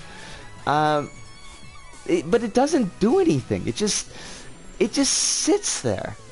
It takes up mental space to say nothing, and that just grinds my gears.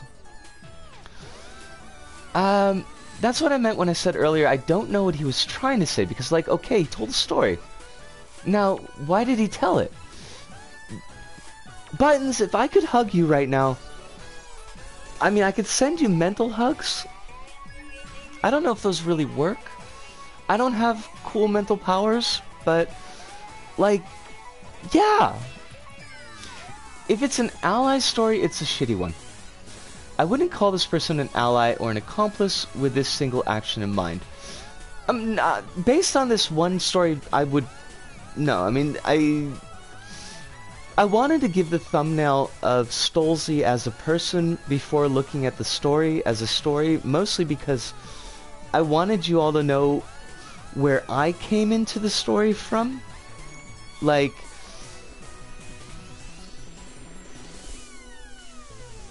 that it wasn't an unknown author to me, and that kind of did bother me a little bit, but I wouldn't say, like, to look at this one story of his and to try to judge if he is an ally or not. I would not say to do that. It's just it's a data point. I think queer furries have probably written much better body horror queerness analogies, and queer folks themselves have probably written about that analogy as well, like I do. And that's kind of the thing as well. It's like,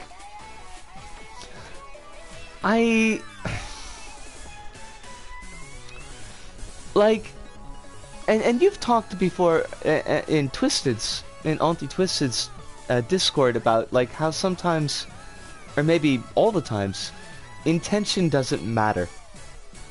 Result is what matters. And when you were saying that, you were kind of talking about it in a more negative sense. That, you know, somebody had screwed up. I don't remember the exact background. It was a couple days ago. A couple days ago is too far back for me. Somebody had done something, like, really shitty, and then they tried to do one of those, well, I didn't intend this type of apologies, and you had said, like, well, that's bullshit, because we need to focus on the effect. But this is kind of like the opposite side of that, where it's like, I do think his intent is positive, but his execution is kind of trash.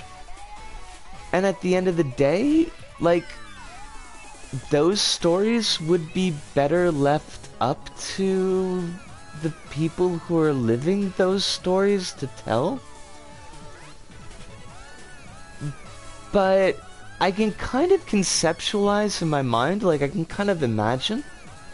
Now, I haven't, like, been in touch with him. I don't know what his thinking process was when he was doing the story. This is just kind of like my reading based on what's on the paper and kind of what I know of him. But I can imagine the situation where he felt like he wanted to tell a positive story, a story of kind of support, but it really wasn't his story to tell, and he did the best that he could, and I kind of appreciate, in a way, that he tried. Like, solid C+ for effort, But, like, and after I read that story, like, I'd gone a long pace without reading. For a lot of reasons. And then I got, like, this really big drive to start reading again. And I picked up a bunch of books on Kindle, and I saw that he had this book out on Kindle. And I was like, oh, I remember Greg Stolze, and he seems like a really decent guy, and I like his work, so I'll pick this up. And I read it, and I got to this story, and it just, like... honestly, like, it just killed a lot of my desire to jump back into reading again. And I don't think that's a rational response, but it did. So it's really weird, and I feel very weird about it. I'm always careful judging authors by their work unless their work is really egregious. But the other way around is totally valid.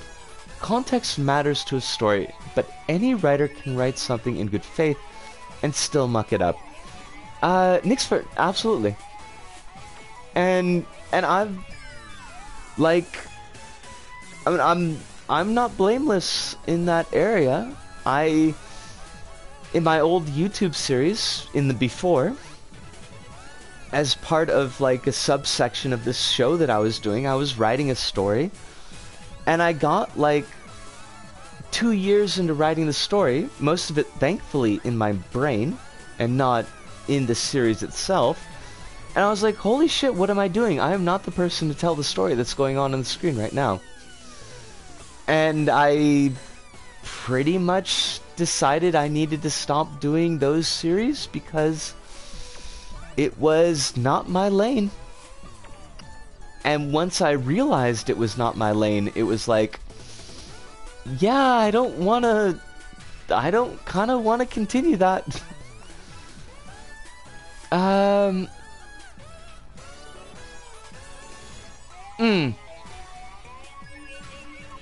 And I definitely feel that, Panda, as well. I wouldn't necessarily think that someone who wrote this story was ill-intentioned or malicious, but more like a novice mistake that should have been published. And that's like my... I feel like that's my final analysis buttons. Like, as far as on the person himself, from what I know of Stolze, and I know that particularly when we're dealing with a lot of internet context and context only, what we know about people can be very abridged. But from things that he's written in the past, and the way that he presents himself on Twitter, like I feel like he's someone who perhaps sees himself as an ally and is not malicious. And I think very much that I don't feel malice from anything in this in the story. That's not something that I feel about it, but it's like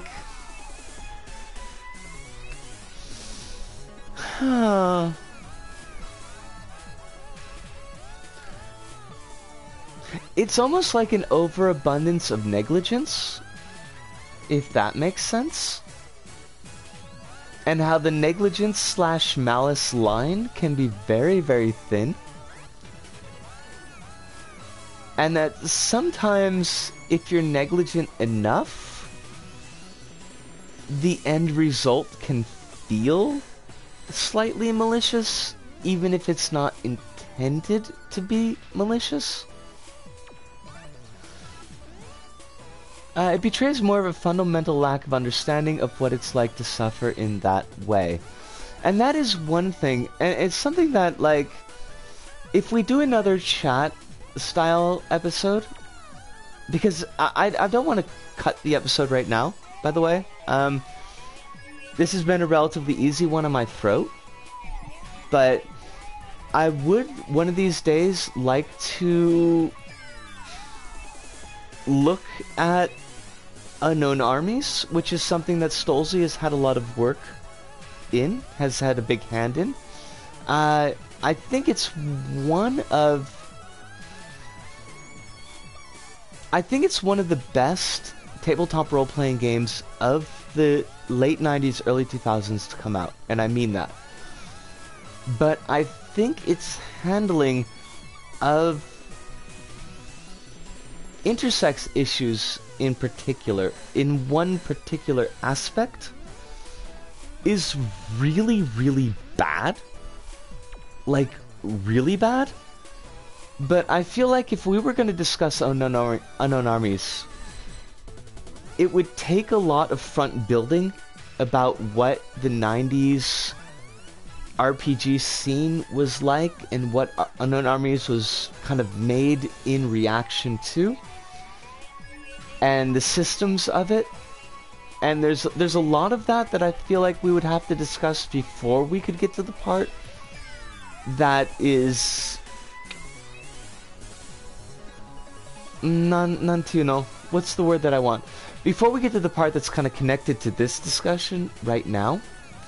But that's something that, like, maybe I really need to figure out a way to do that explanation concisely, because it's something that I've thought about for so long that the word balloon in my head is kind of giant, and it would take a lot of time to get through.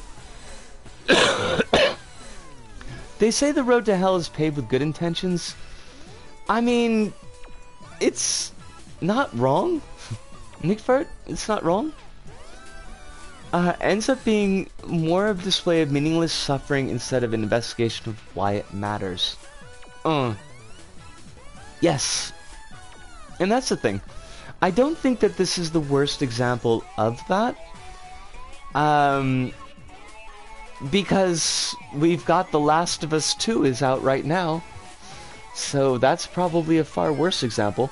I think it's a well-intentioned example. I do. At the end of the day. But it's something that has just stuck in my brain and has bothered me. And it's bothered me for the last 6 months. So I kind of wanted, like, a chance to lay it out a little bit and get people's ideas, and, like,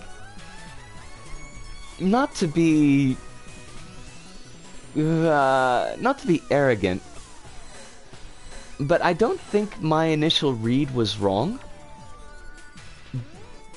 But at the same time, it's always kind of nice to hear other people's ideas unprompted, dovetailing with your own.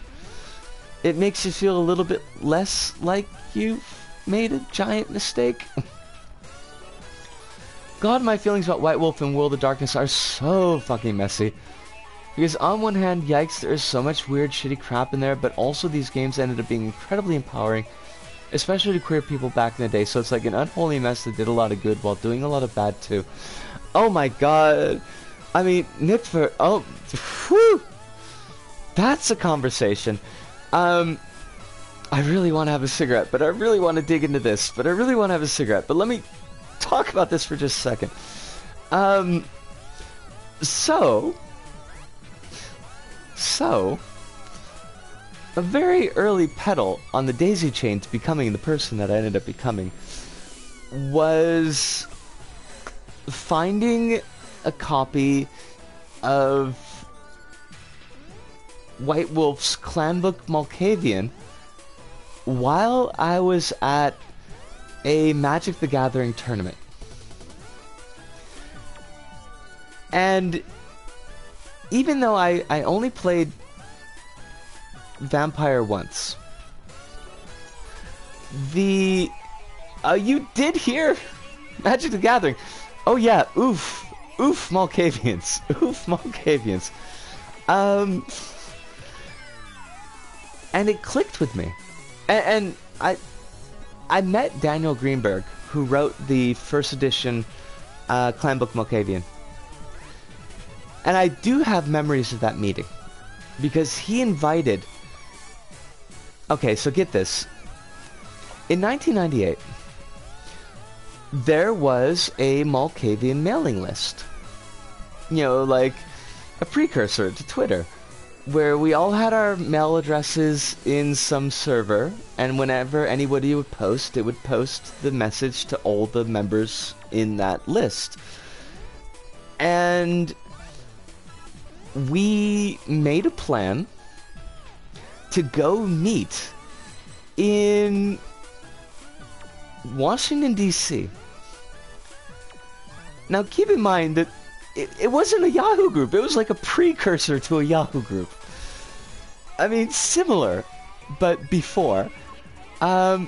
We made a plan to meet in Washington, D.C. The people on this mailing list were from, honestly, all over the world. I think we had one dude show up from Sweden. We had a couple of folks from Australia. A bunch of folks from Montreal, Canada that came down. People from all across the United States. Maybe somebody from South America, but I don't remember exactly. We traveled all across the world to go meet. And the reason we chose Washington, D.C. was because Daniel Greenberg, who wrote the clan book Malkavian, lived in Washington, D.C. He was on this mailing list, and he was like, and I think that he had no idea what he was opening up, was like, come to D.C., come to my house, we'll have a barbecue. And we all said, okay. So we all went to D.C. Not the entire mailing list, but probably about like 30 of us, maybe 30, 35 of us. We had an amazing time. Went to some nightclubs, got really drunk. We found a chair on the side of the road and we carried it to Mr. Greenberg's house. He served us chicken fingers and other assorted barbecue meats, and he was nice, and everybody just told stories and chatted for the night, and then we all broke up. And the people that I met then on that mailing list were some of the longest term friendships that I've had in my life. I mean, we're going back over 20 years now, and all of us were messed up. All of us were, maybe not all of us, but I would say that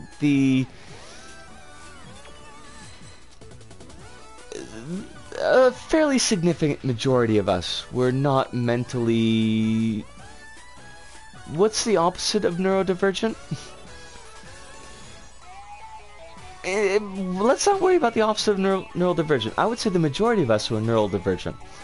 A fairly significant number of us ended up being queer later on in our lives, if not at that point. And I think that we all clicked through the Malkavians, you know, because here was the group that was crazy. Here was the group that was wacky. And we hit people with fish sometimes. We can make jokes about ourselves. But to see... And White Wolf stuffed this up. I'm not going to give White Wolf too many props for how they presented Malkavians, but I think the concept of being able to make a powerful character that still had neurological issues, I think that it really connected to a lot of us. Neurotypical. There you go. I'm going to head off, but this has been very informative here, and thank you everyone in chat. Take care. Arcrat, thank you so much for dropping by. Thank you for bringing everybody here. I was kind of waiting for a bigger group because I wanted to chew on this topic a fair amount. And that wouldn't have happened if you hadn't done your raid, so I appreciate that. You have a good night. I'm going to have, like, a really quick cigarette. I'm going to come back. We're going to do a couple more stages because I've left this stage clear, like, on forever. No, you head out as well. Nixvert, be well, and thank you for your perspective. Thank you for dropping in. And I hope that we see you again soon. Discussions of Malkavians are kind of surreal as someone who's plural.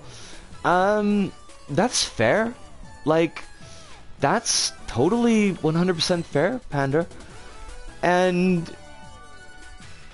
I don't know how this will be taken, or if it should be taken in any particular way, but the OC character that I had on this mailing list, in today's terms, would have been considered plural.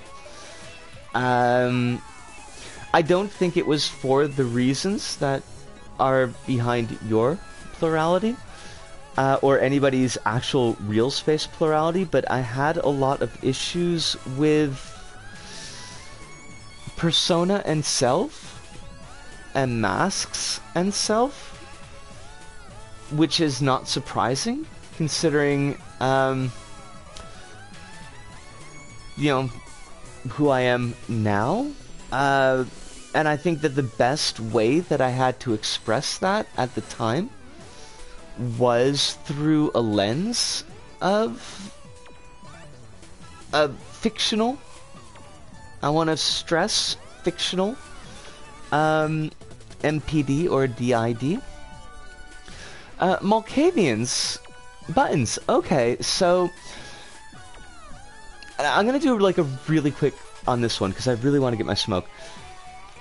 In the World of Darkness setting by White Wolf, there was a vampire setting, Vampire the Masquerade. Vampire the Masquerade had a number of different vampire clans, and each of those clans was defined by some restriction or some weakness. So you had, for example, Clan Ventru, and they could only feed off of one type of person. They had a type, and that was the way that they fed.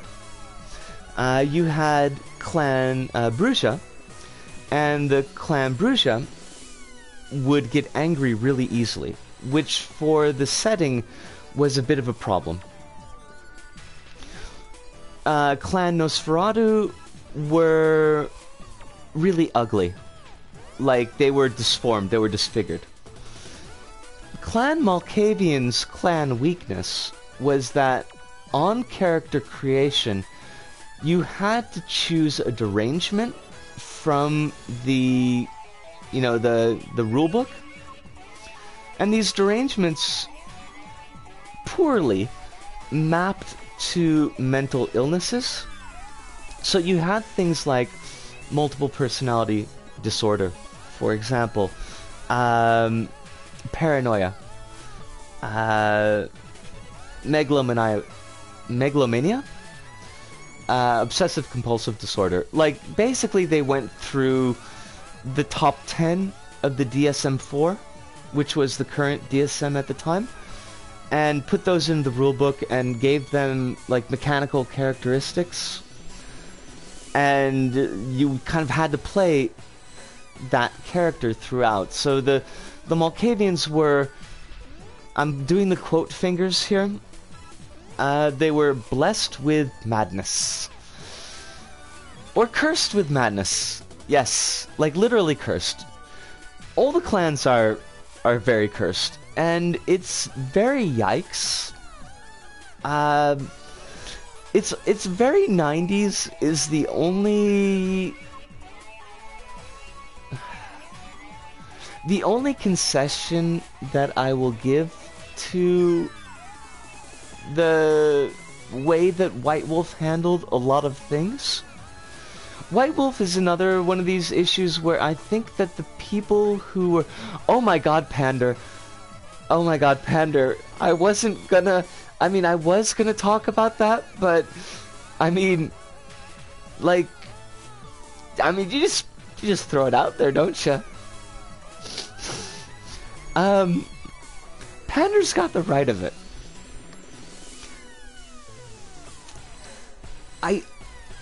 I do think that they were well-intentioned for whatever that might possibly mean. But as White Wolf grew, and as the Vampire line grew, and Vampire was the really big moneymaker, so it got all of the splat books.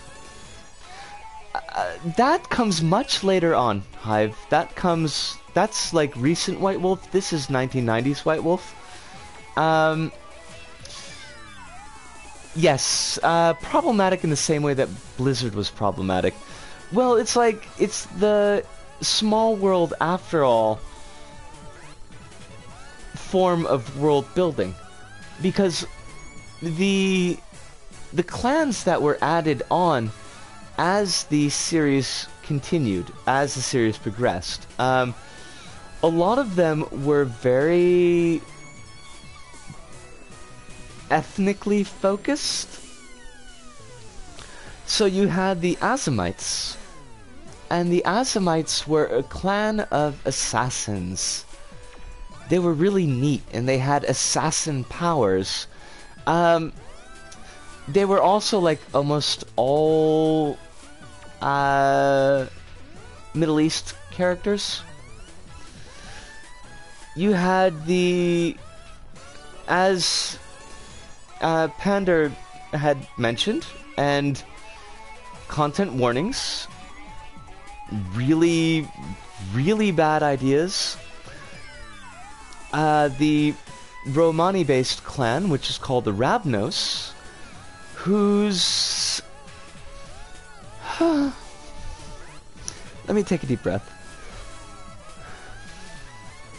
Whose clan weakness was an inability to stop themselves from stealing.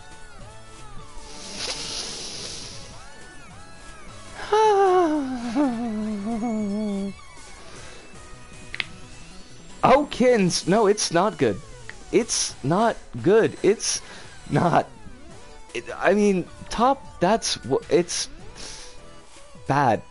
I mean, even the people who really liked White Wolf at the time, White Wolf did two fuck-ups in this particular regard. They did Clan Ravnos, and then when they were doing their Year of the Allies, Year of the Allies was a set of books for each of their lines that talked about different human characters who would be maybe aligned with the different settings. They did a book of gypsies. I never read that particular book. It was called World of Darkness Gypsies. And, like, everybody that I knew, and, like, just was like, what? As you should. Even the least socially conscious of the people in my group of, like, kind of White Wolf fans, because all of us came to it mostly from the card game, but we did follow the different clan books and different splat books, and all of us was like, what the fuck? Like, what the actual fuck were you thinking? Was there any thought that went into this at all? Oh, multiple people. I mean, White Wolf wasn't a big company. It was big for tabletop role-playing games. But it wasn't like Sony big. Let's not get too far out of ourselves here. But even still, they had like a company structure. They had line editors and people who were making these decisions, and multiple people went like, "Oh yeah, this is a good idea. Let's go with this." So yeah, like PtaER said, maybe 10 or 15 minutes earlier, like, it's if you were a White Wolf, if you were somebody who kind of like followed White Wolf, or if you were a player who enjoyed White Wolf, and you were, say, neurodivergent, or if you were queer, or if you were a woman at a time when tabletop gaming especially, was very much boys' club, like, White Wolf could be very empowering. But at the same time, White Wolf was very white. Very white, very 90s, very, you know, middle class, and I'm sure that none of these things that they did were at heart malicious. I don't think that they thought like, hey, they probably never even considered it. They probably never even considered it. They probably never thought to themselves like, hey, do you think maybe we're spreading a vicious stereotype of a very real group of people who are still alive today and who still suffer from, you know, government structures and societal structures that perpetuate the stereotype? I doubt that idea crossed their mind even a single time. I think some bright spark got an idea from some old movie or some cartoon and was like, yeah, let's just go with this. And so they did. I'm getting too upset over magic. I need to smoke and not more magic. Be right back. Black Lamb, have your smoke. The white is right there in their name. Only Earth tabletop game I played was Earth Dawn. Was apparently a very weird first exposure. That's definitely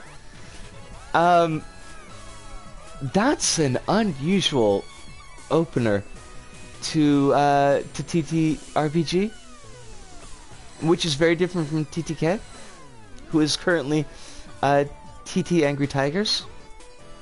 Please continue to be TT Angry Tigers, by the way. Yeah, like Earth Dawn was not a big one that I know.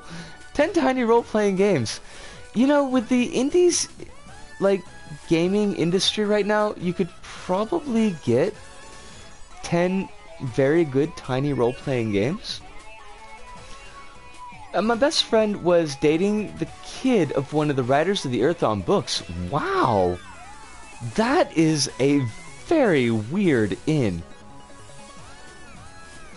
I kind of want to ask you more about that, but like I really need to get a drink of water. So I'm going to do that thing. I'm going to come back. Oh, White Wolf. It's like one of those things where when you say it out loud out of your mouth, it's 100 times worse than it is in your head.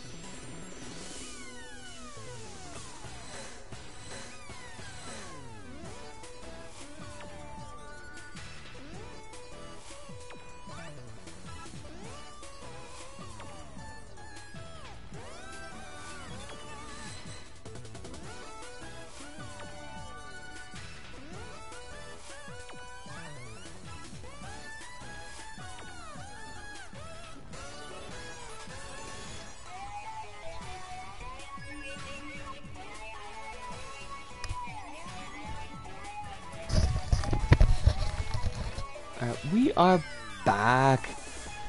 Is it as tiny as 10 tiny kittens? Hold on a second. There's a tiny role-playing game about being horny on your main Twitter account. That's, I mean, you know, you could do that, sure. Black Lamb, are you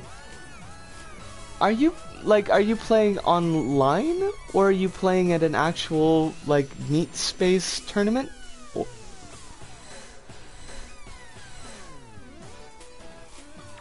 The rule set fits on a 3/4 of an A4 page. There's something to be said for really easy games that you can get into and that don't have, like, 6 million books that you should pick up so that you can play the game as it's intended to be played. I should really consider making an alt Twitter if nothing else gives me the freedom to retweet whatever the hell. I mean, I guess if you want to, Kronos, I just retweet whatever on my account, like whatever sparks joy, I guess you could say. Which has been kind of a problem because I could always be horny on main. I'm not really a horny person, Hive, when you get right down to it. My horny levels are very low, for the most part. Oh, that was to Kronos. Well, I mean, then, in that case, if you're comfortable being horny on main, Kronos, by all means, please be horny on main. You do you. I never managed to make a Twitter account. Buttons, I probably wouldn't have made a Twitter account if I hadn't been doing the YouTube stuff, because I'm notoriously bad at self-promotion, but it seemed like an easy way to put my videos out and, like, give an update, like, oh, we've got a video coming up on Friday, so please watch it. Now, I'm gonna be the counterpoint to Hive here for a moment, and that's a rare consideration. But, talk about daisy chains, and the long string of causality that brings us to the points where we are in our lives right now. I think it is not without possibility that I would not have figured myself out if I hadn't made a Twitter account. I ended up being linked to, for a completely different reason, to Justice Kazi's Twitter account, because Kazi had retweeted or written up, I don't remember exactly the context at the moment, about the choice of the new Japanese Imperial era name of Reiwa. And it was something that I've been doing a lot of thinking about and talking about with my students at the time, and I thought it was very interesting. So I started following Kazi. And Justice Kazi, if you're not familiar, is a trans man who does a fair amount of games journalism, but also does talk about trans issues and retweets other trans Twitter accounts and Twitch accounts and things like that on the regular. And through Kazi, I ended up finding a lot of other trans folks on Twitter.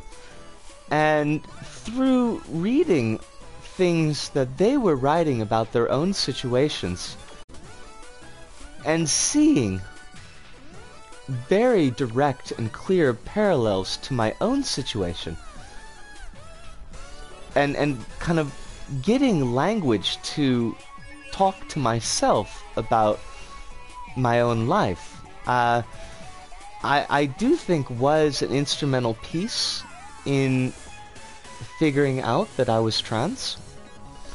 And if I hadn't had that access to language, if I hadn't had that access to experience, I don't know. I honestly don't know if I would have ever understood myself. So, Twitter is a hell site.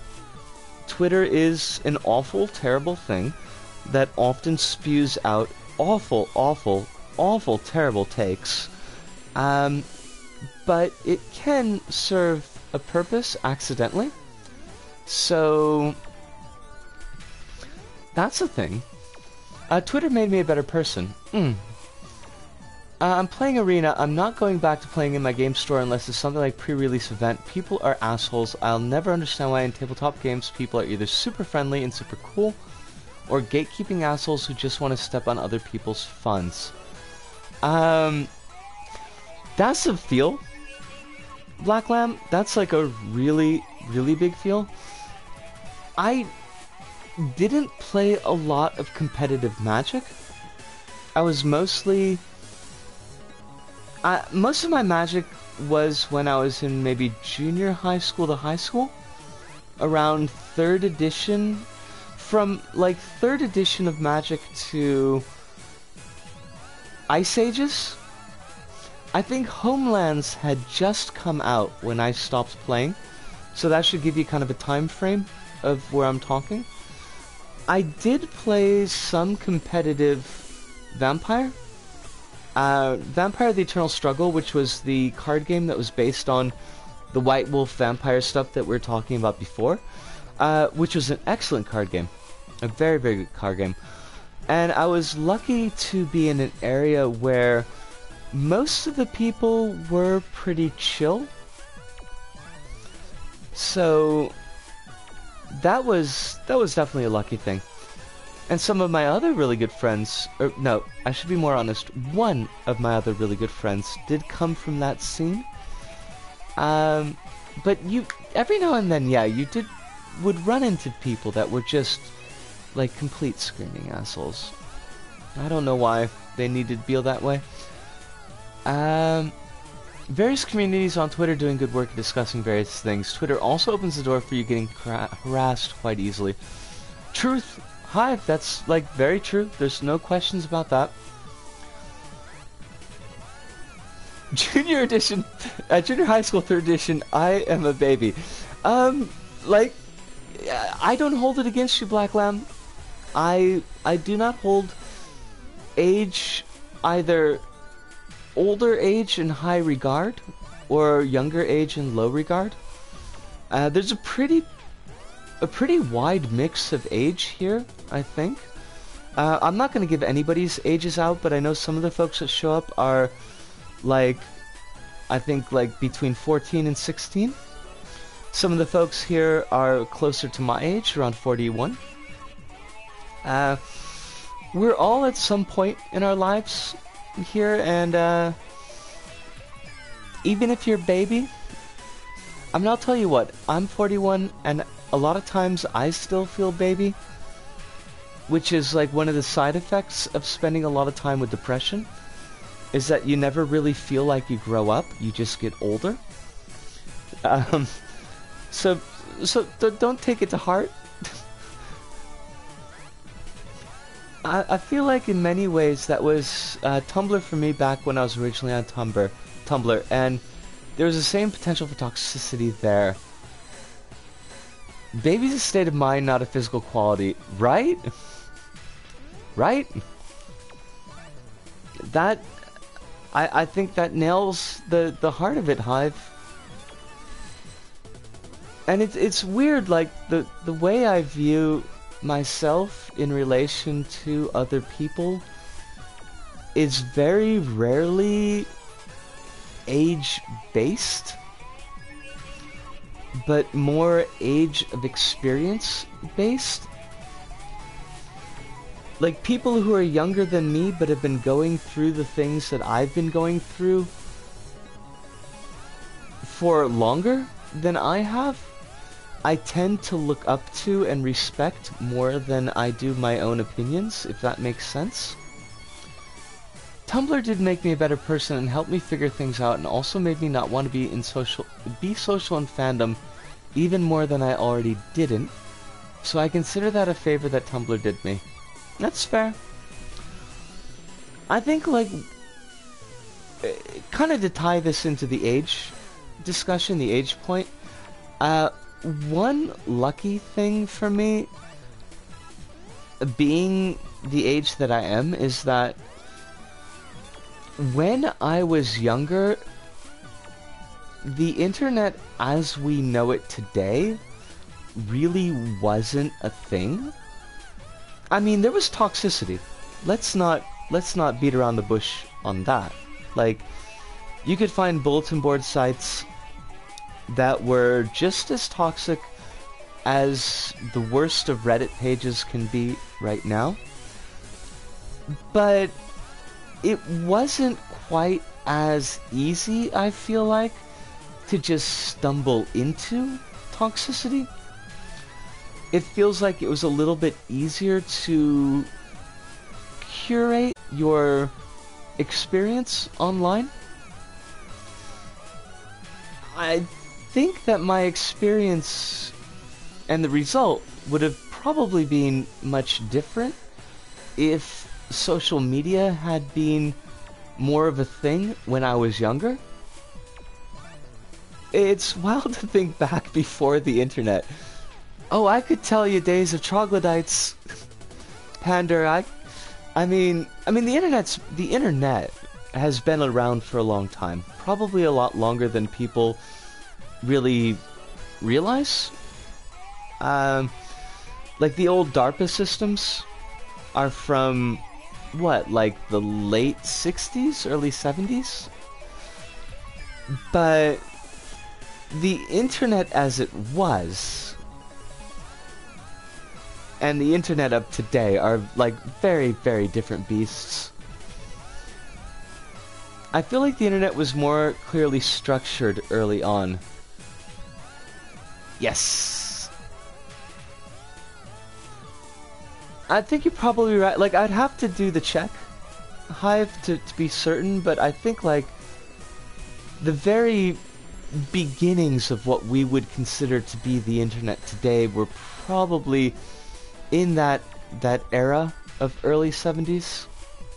And it was a military project, wasn't it? Because DARPA is military R&D, is Pentagon's R&D. Although I think that there were research schools, research laboratories that were either in parallel or in tandem with DARPA. Military project and spread to universities as well. Like a virus. Like a virus. Like a Rickroll. DARPA Rickrolled the world? Wow. That's a thing. The change in the internet has largely been through the commercialization of virtual common land. When was the last time you interacted with a non-megacorp website? Ooh. I mean, Rick Astley being Rickrolled was a thing that happened this year. It's awesome. Rabbit, that's like a really good question. Because I don't... Well, first off, I don't like really go to a lot of websites. My internet experience is really narrow. And I think that has a lot to do with both how I grew up in a relatively small city and not with a lot of connection to the broader world, and taking that kind of viewpoint into the more modern connected world. So I could probably count the number of websites that I go to on maybe both hands if you include all the webcomics, but I don't know who owns those sites. I mean, obviously you got the biggies, right? Like, I mean, you got your Facebook, you got your Twitch, Google, of course, but like RPGNet, somebody owns RPGNet. They got bought out by like a Russian firm. I don't know how many years ago, but I don't know where that company falls in the rankings of mega corporations. Web 2.0 sold us the promise of customizing the internet to suit our needs and our desire to express ourselves. What happened instead is companies decided to sell us a facsimile of that dream while selling us to the highest bidder. That's a whole point there, Hive. I think, and kind of like tying that together with what Rabbit said, that the winnowing of sites and the bundling of sites under larger corporate umbrellas on one hand, and the commodification of data and making us willing accomplices in the giving up of our privacy is definitely a really big thing. And that's very different from like what I grew up with as a young adult, like in the late 90s, being on the internet for the first time. And the idea like, don't tell anyone anything because you don't know who could be on the other end of that screen, so be super careful with your pictures, and like don't talk too much about your personal life. And now it's just like everybody's just got it like just out there. Don't use a blog because then people will know, right? That transformation, and I'm part of that. Like I can't hold myself aloof and say that, oh well, somehow I'm better because I am so open on the internet. Like maybe not as open as some people, but I'm still pretty open on the internet. But like that transformation from in the past, be guarded about everything, and in the future, the now, the present, like just tell people whatever the fuck. Just say it. Put it out there. Put it on main. Get your junk hanging. Hell, send pictures of your junk to people that you don't even know. Like, don't tell people your real first name. Oh, fuck yeah. Good old stranger danger. I grew up with that kind of terrorism.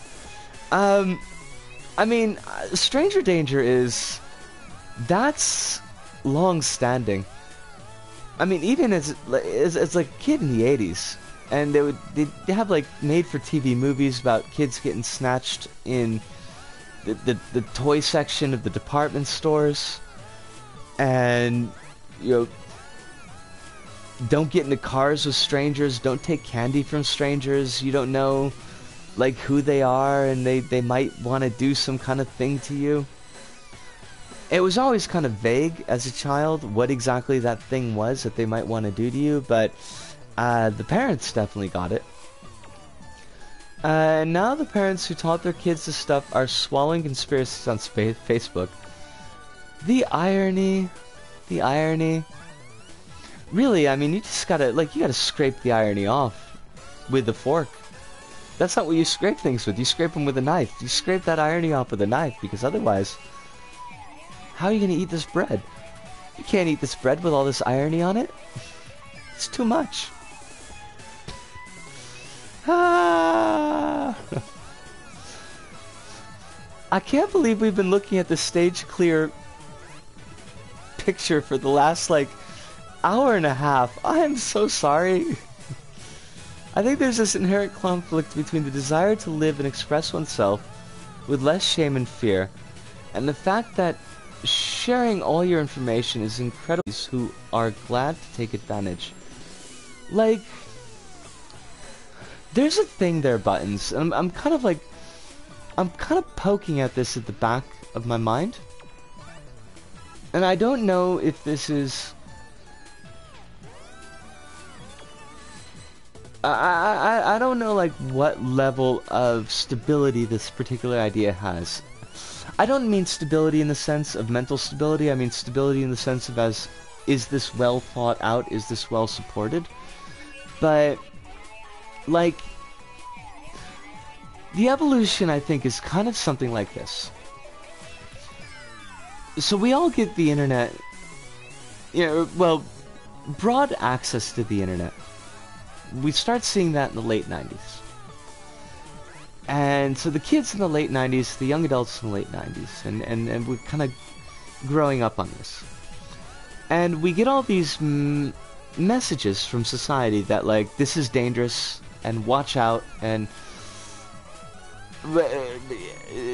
things that would be broadly applicable to transphobic statements now, like, oh, you think you're talking to a girl, but it's really some big hairy guy in his basement. That type of message that we got.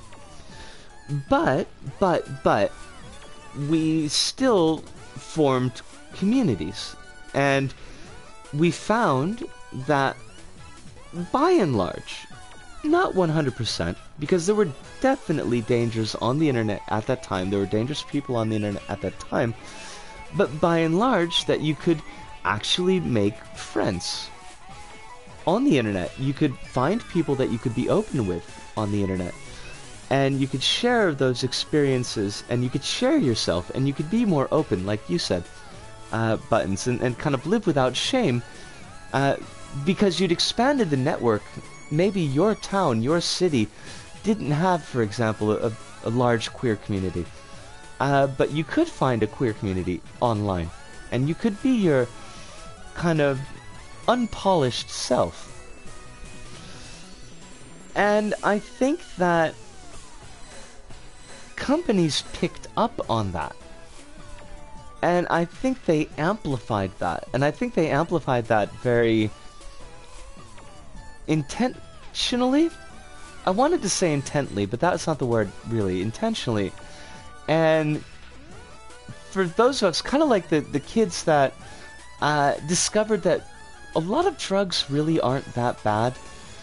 I mean, some drugs are really, really bad. Let's not gild the lily here. But a lot of the dangers that we heard as children about drug use was mostly overblown. And that most of the dangers that we heard about internet use were mostly overblown.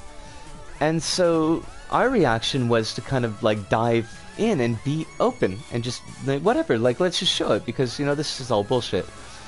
And companies kind of noticed that and just like said, let's grab it.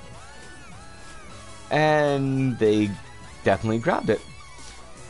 Capitalism is the problem. Probably.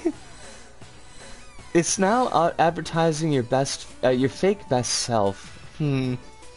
Oh yeah, Risa, I wanted to tell you, the oldest card that I own, that I found on the street and saved from pretty heavy rain, is a card from the Onslaught era, printed in 2002, and it's written in Mandarin Chinese, I think. Oh my god. Black Lamb, that reminds me. There was a period where a lot of the English language sets of older Magic cards were basically completely sold out. Like, the Dark and Antiquities and Arabian Nights, like, you could not find them anymore. They were super expensive to buy in singles. And there were cards at that time, I think they had maybe just recently started doing the printing runs for foreign language edition cards. So there was a kind of gray market of people who would buy boxes of like the Dark set of Magic in Italian and then would sell packs of those cards out to kids at the local gaming shops, because they were considered basically tournament legal because you could get listings of the English on the cards. And I remember like we would play with card sets that were like clutched together from German and French and Italian. I learned that Squalo Gigante was Italian for giant shark because I had the giant shark card from the Dark set, but it was only in Italian. And what was it? I think like Dunkler Sog was the German for drain life, because I had that from the German set. It was a very weird time. Instagram allows you to cut out all the bad parts of your life and share what you want people to see of you. Yeah, although most social media can be curated that way, Instagram probably promotes it more by design. That's true buttons, but just using Insta as an example for illustrative purposes. I never did Instagram. Instagram's like really big over here. But I didn't really know about it until pretty late. So I still don't quite get the Instagram thing. It's big everywhere, okay. But it's usually like, for a while, although I think that Twitter is gaining in popularity here, it seemed like Instagram was the big go-to when folks would talk about social media in Japan. Not necessarily Twitter. And also, thank you, Black Lamb. I mean, I don't have any practice with Italian pronunciation. Just little bits and pieces of what I remember grandparents and uncles saying. So if I accidentally had the right pronunciation on that, it makes me really happy. I use Instagram some, mostly to post my coloring. Okay. Do they talk about... Oh my god, Line is huge. Like, Line is the biggie hive. I mean, I would say... If I had to say off the top of my head, I would say that Line is bigger than Twitter. That might not be 100% correct. There's definitely a very big Japanese Twitter presence. But... like, most of the commercials on social media that I've seen were Line connected. A lot of the people that I know have Line accounts but don't have Twitter accounts. Like, I use Line before Discord is a thing. Line is how I keep in touch with Honey Bunny, because Honey Bunny's not on Twitter and she's not on Discord. Line lets us do free phone calls, which is great because I think our phone companies are different now, so it would cost an arm and a leg to actually talk to each other. But yeah, I don't know how big Line is outside of Japan, but Line is big here. It's definitely very, very big.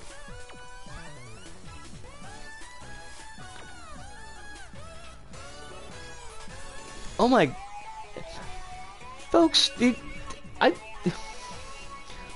we are almost going on the 3-hour point here. I just noticed that because, like, I haven't really been needing to look at the screen because the screen has just been on screeny stuff. This has been really odd because I know, right? Like, WoW? Definitely WoW? It's very strange because I feel a lot more awake than I usually do after like a 2-hour stream. So not actually playing the game but just talking is maybe a little bit easier on my brain. Which means that I think I would... Brain juices are flowing. Well, we've had a lot of talk here. I've got a lot of different opinions from folks, and that was just really, really cool. Got to touch on a lot of subjects that have been, and not necessarily expanding as much as I would like to on some of them, but at least opening up the door to some of the subjects that I've been thinking about for a while that I haven't really been able to get into. I couldn't subject you to that, and also I would need to do like a lot more research, Black Lamb. I have a project idea I'd like to have some feedback for. Is this something that you could give us really quick, or is it something that you would like to DM me about? If it needs a little bit more chewing on, because I am gonna I'm doing the bit of the wind up at this point, Because I'm not, okay, I can't keep y'all for longer than, 3 hours is a long time to ask of anybody. Lion appears to be big in the Asian diaspora, it seems. Panda to Panda, I'm gonna put my... It's a, is this your place gauge? Okay. Let me tell you what. Let me... Hi.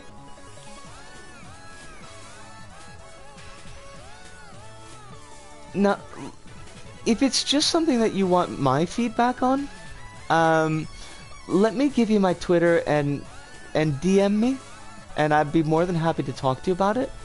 If it's something that you'd like a broader feedback on from the rest of chat, maybe hold on to it until the until our next stream.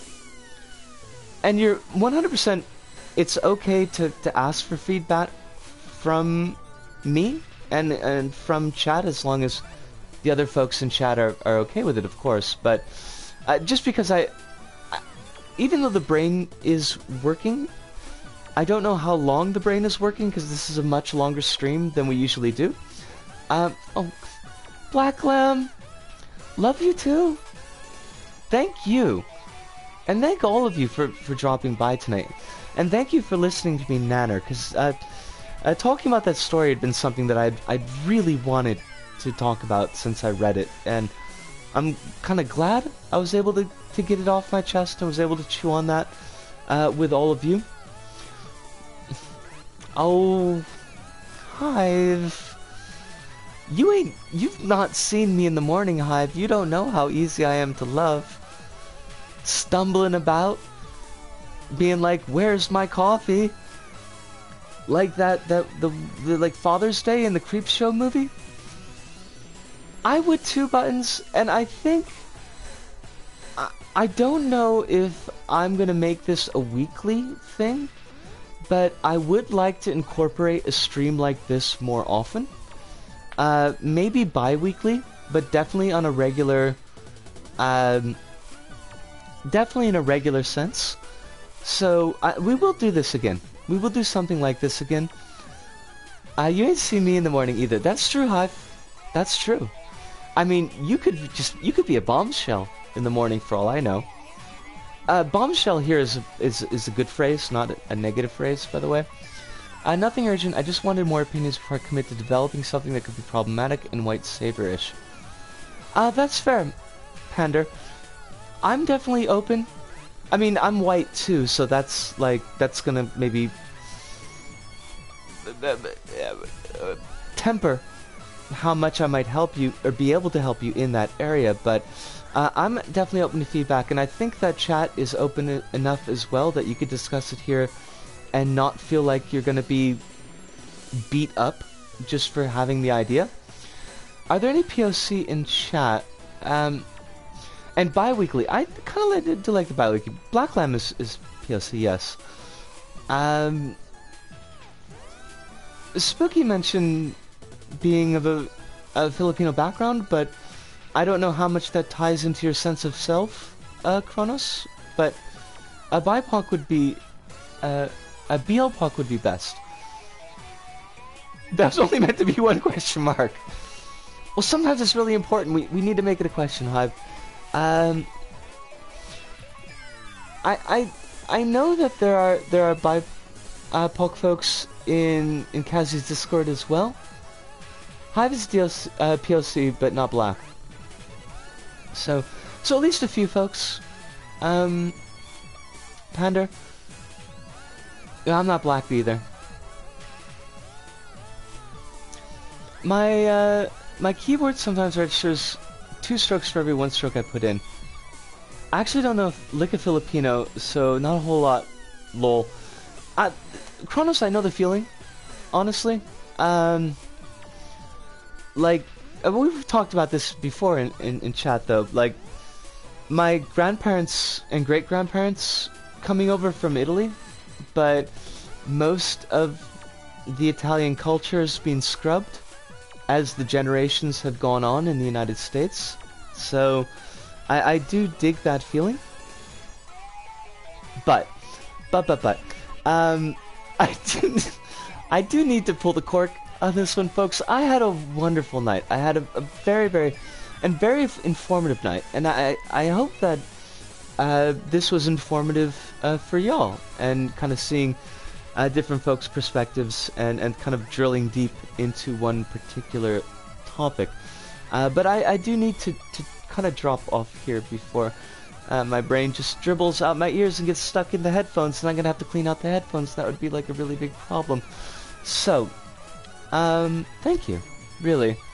I love all y'all, and I super appreciate this particular opportunity that I had tonight. But it is time to wrap it. So, from me, Isco, here in Osaka, to all of you out there, wherever you may happen to be, thank you.